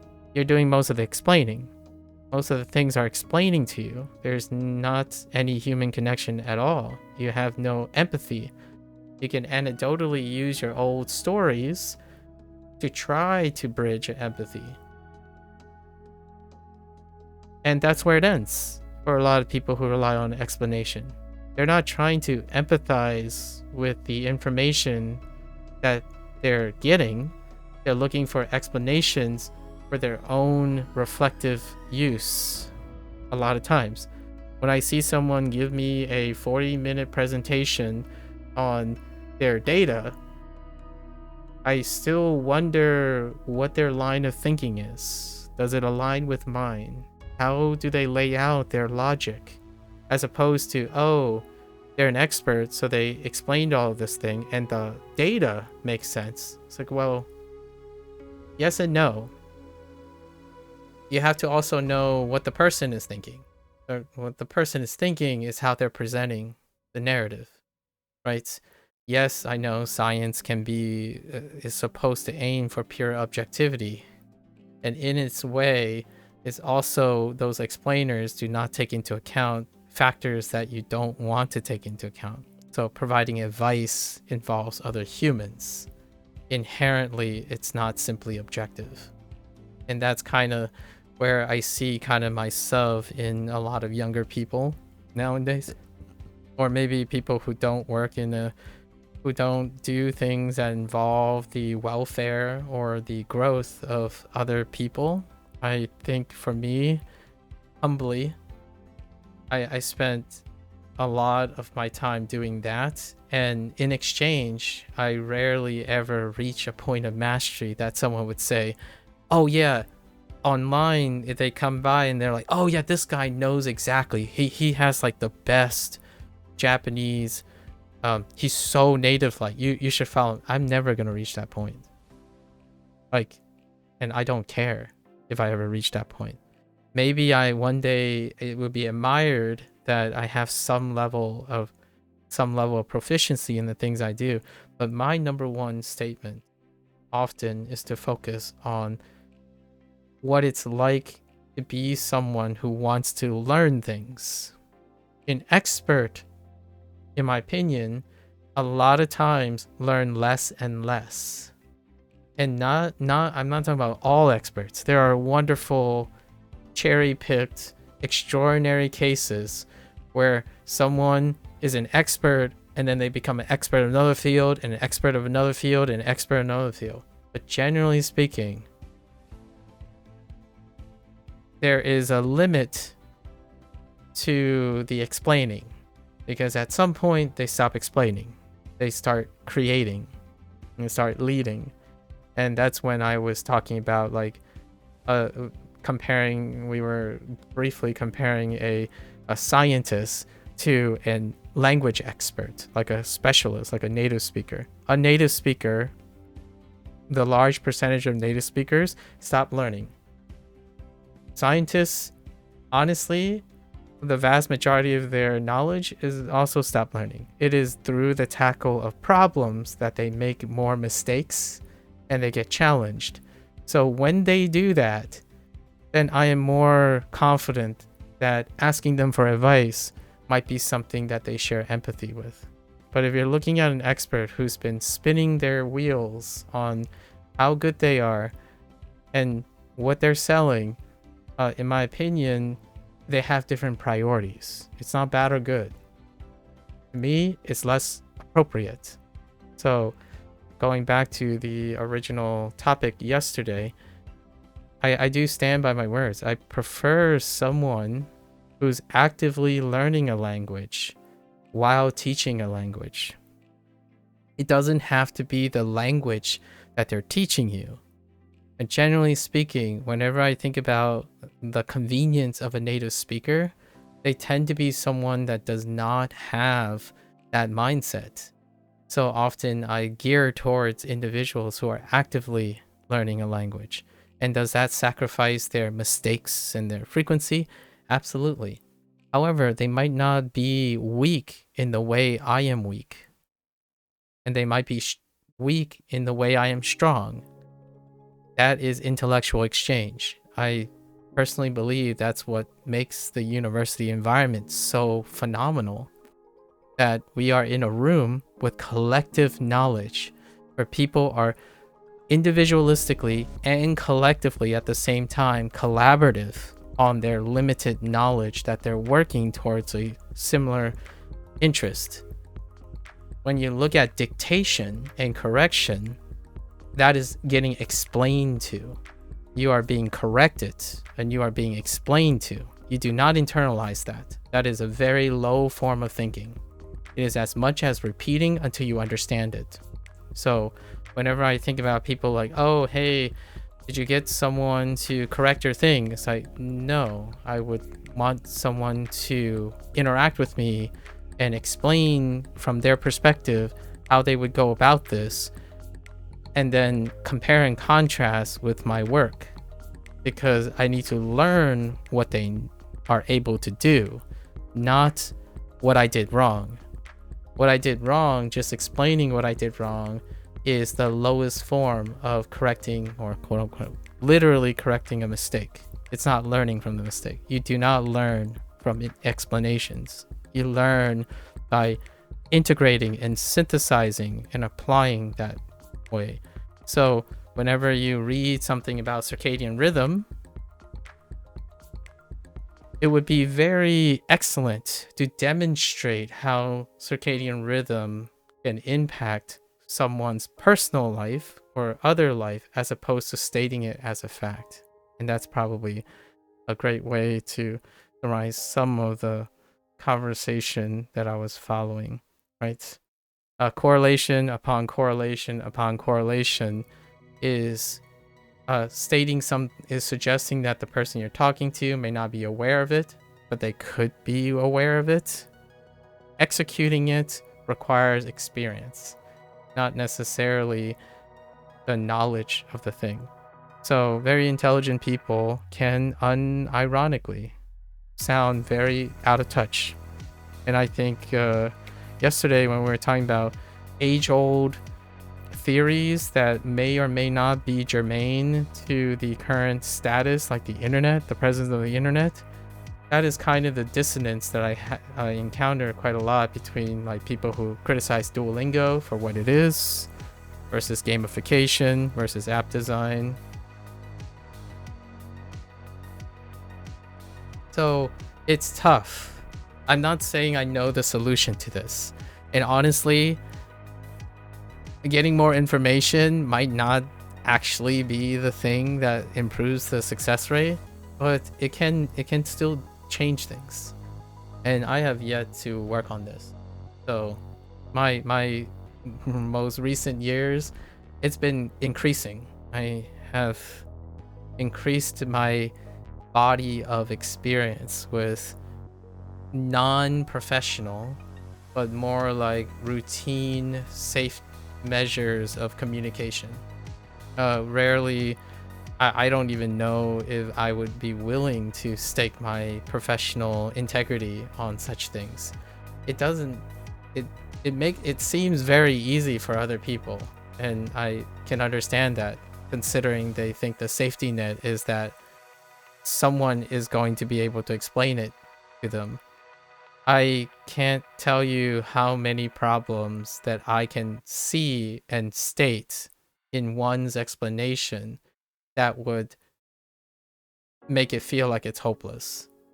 And I don't want to sound like that, but generally speaking, explanations on the internet requires that you have some semblance of experience, some way or some form.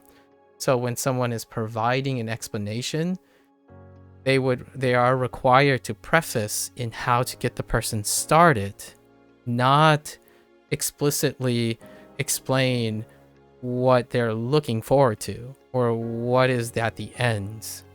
There's no process in between. You're using your imagination to try to connect those dots.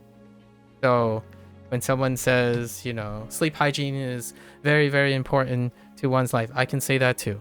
I think most people who have poor sleep hygiene can also appreciate that exact explanation, and does not help them process how to approach achieving that, right? And that creates the detachment. Like when someone says, oh yeah, it's easy, you just go and immerse for Japanese and just immerse for HanziHero. Okay, like I that doesn't explain a lot of things, and it doesn't get people their foot through the door. So it comes with a lot of tact. I'm not saying I'm good at this,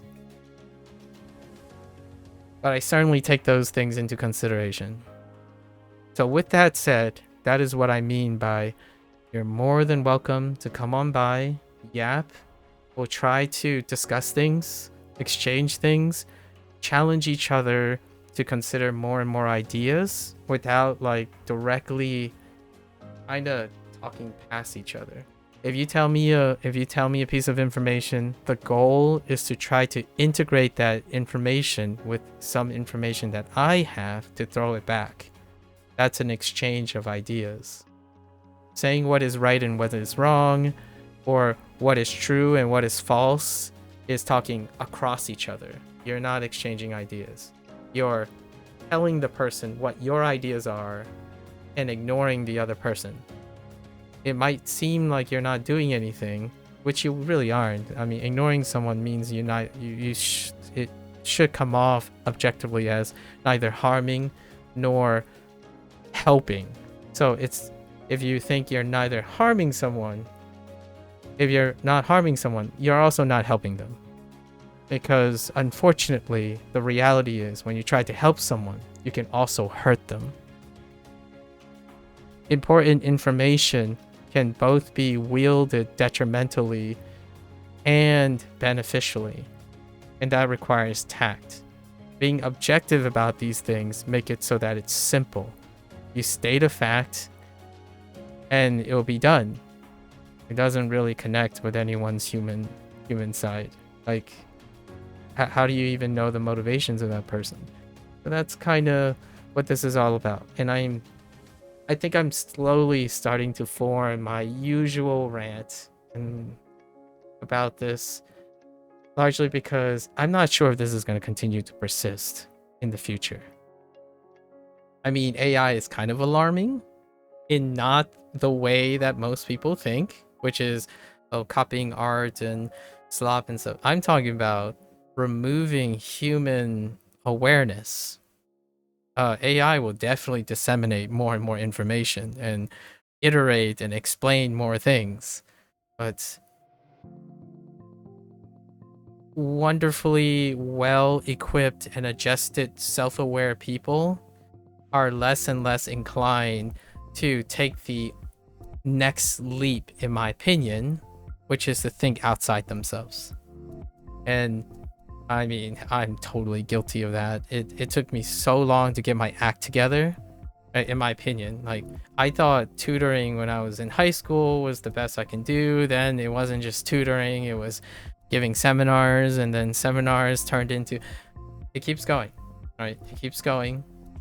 And the idea is trying to do it with a smile, be encouraging, and hopefully that leads to something. Obviously, other people have their preferences. I totally recognize and concede that there are people who say, oh, you coddle too much, you're too soft. That's where you guys come in. Or like, you know, the other people that come in. If you want some tough love, some slap in the face facts, you'll probably know where to find them. I'm far too patient and soft about embracing that. Constantly repeating the same facts over and over again in the same way is not what I do. Like, I don't believe in repeating facts. If it doesn't work, I observe and see if I can change it, and maybe we'll get there, right? Anyways, there you have it. That's a wrap for today for HanziHero, right? So 大家下次见, right? 感谢观看. Thanks for watching. I'm going to be back in a bit. I'm going to stretch and walk around, contemplate about the meaning of life a wee bit, and I'll be back for a Persona 5 Phantom X update.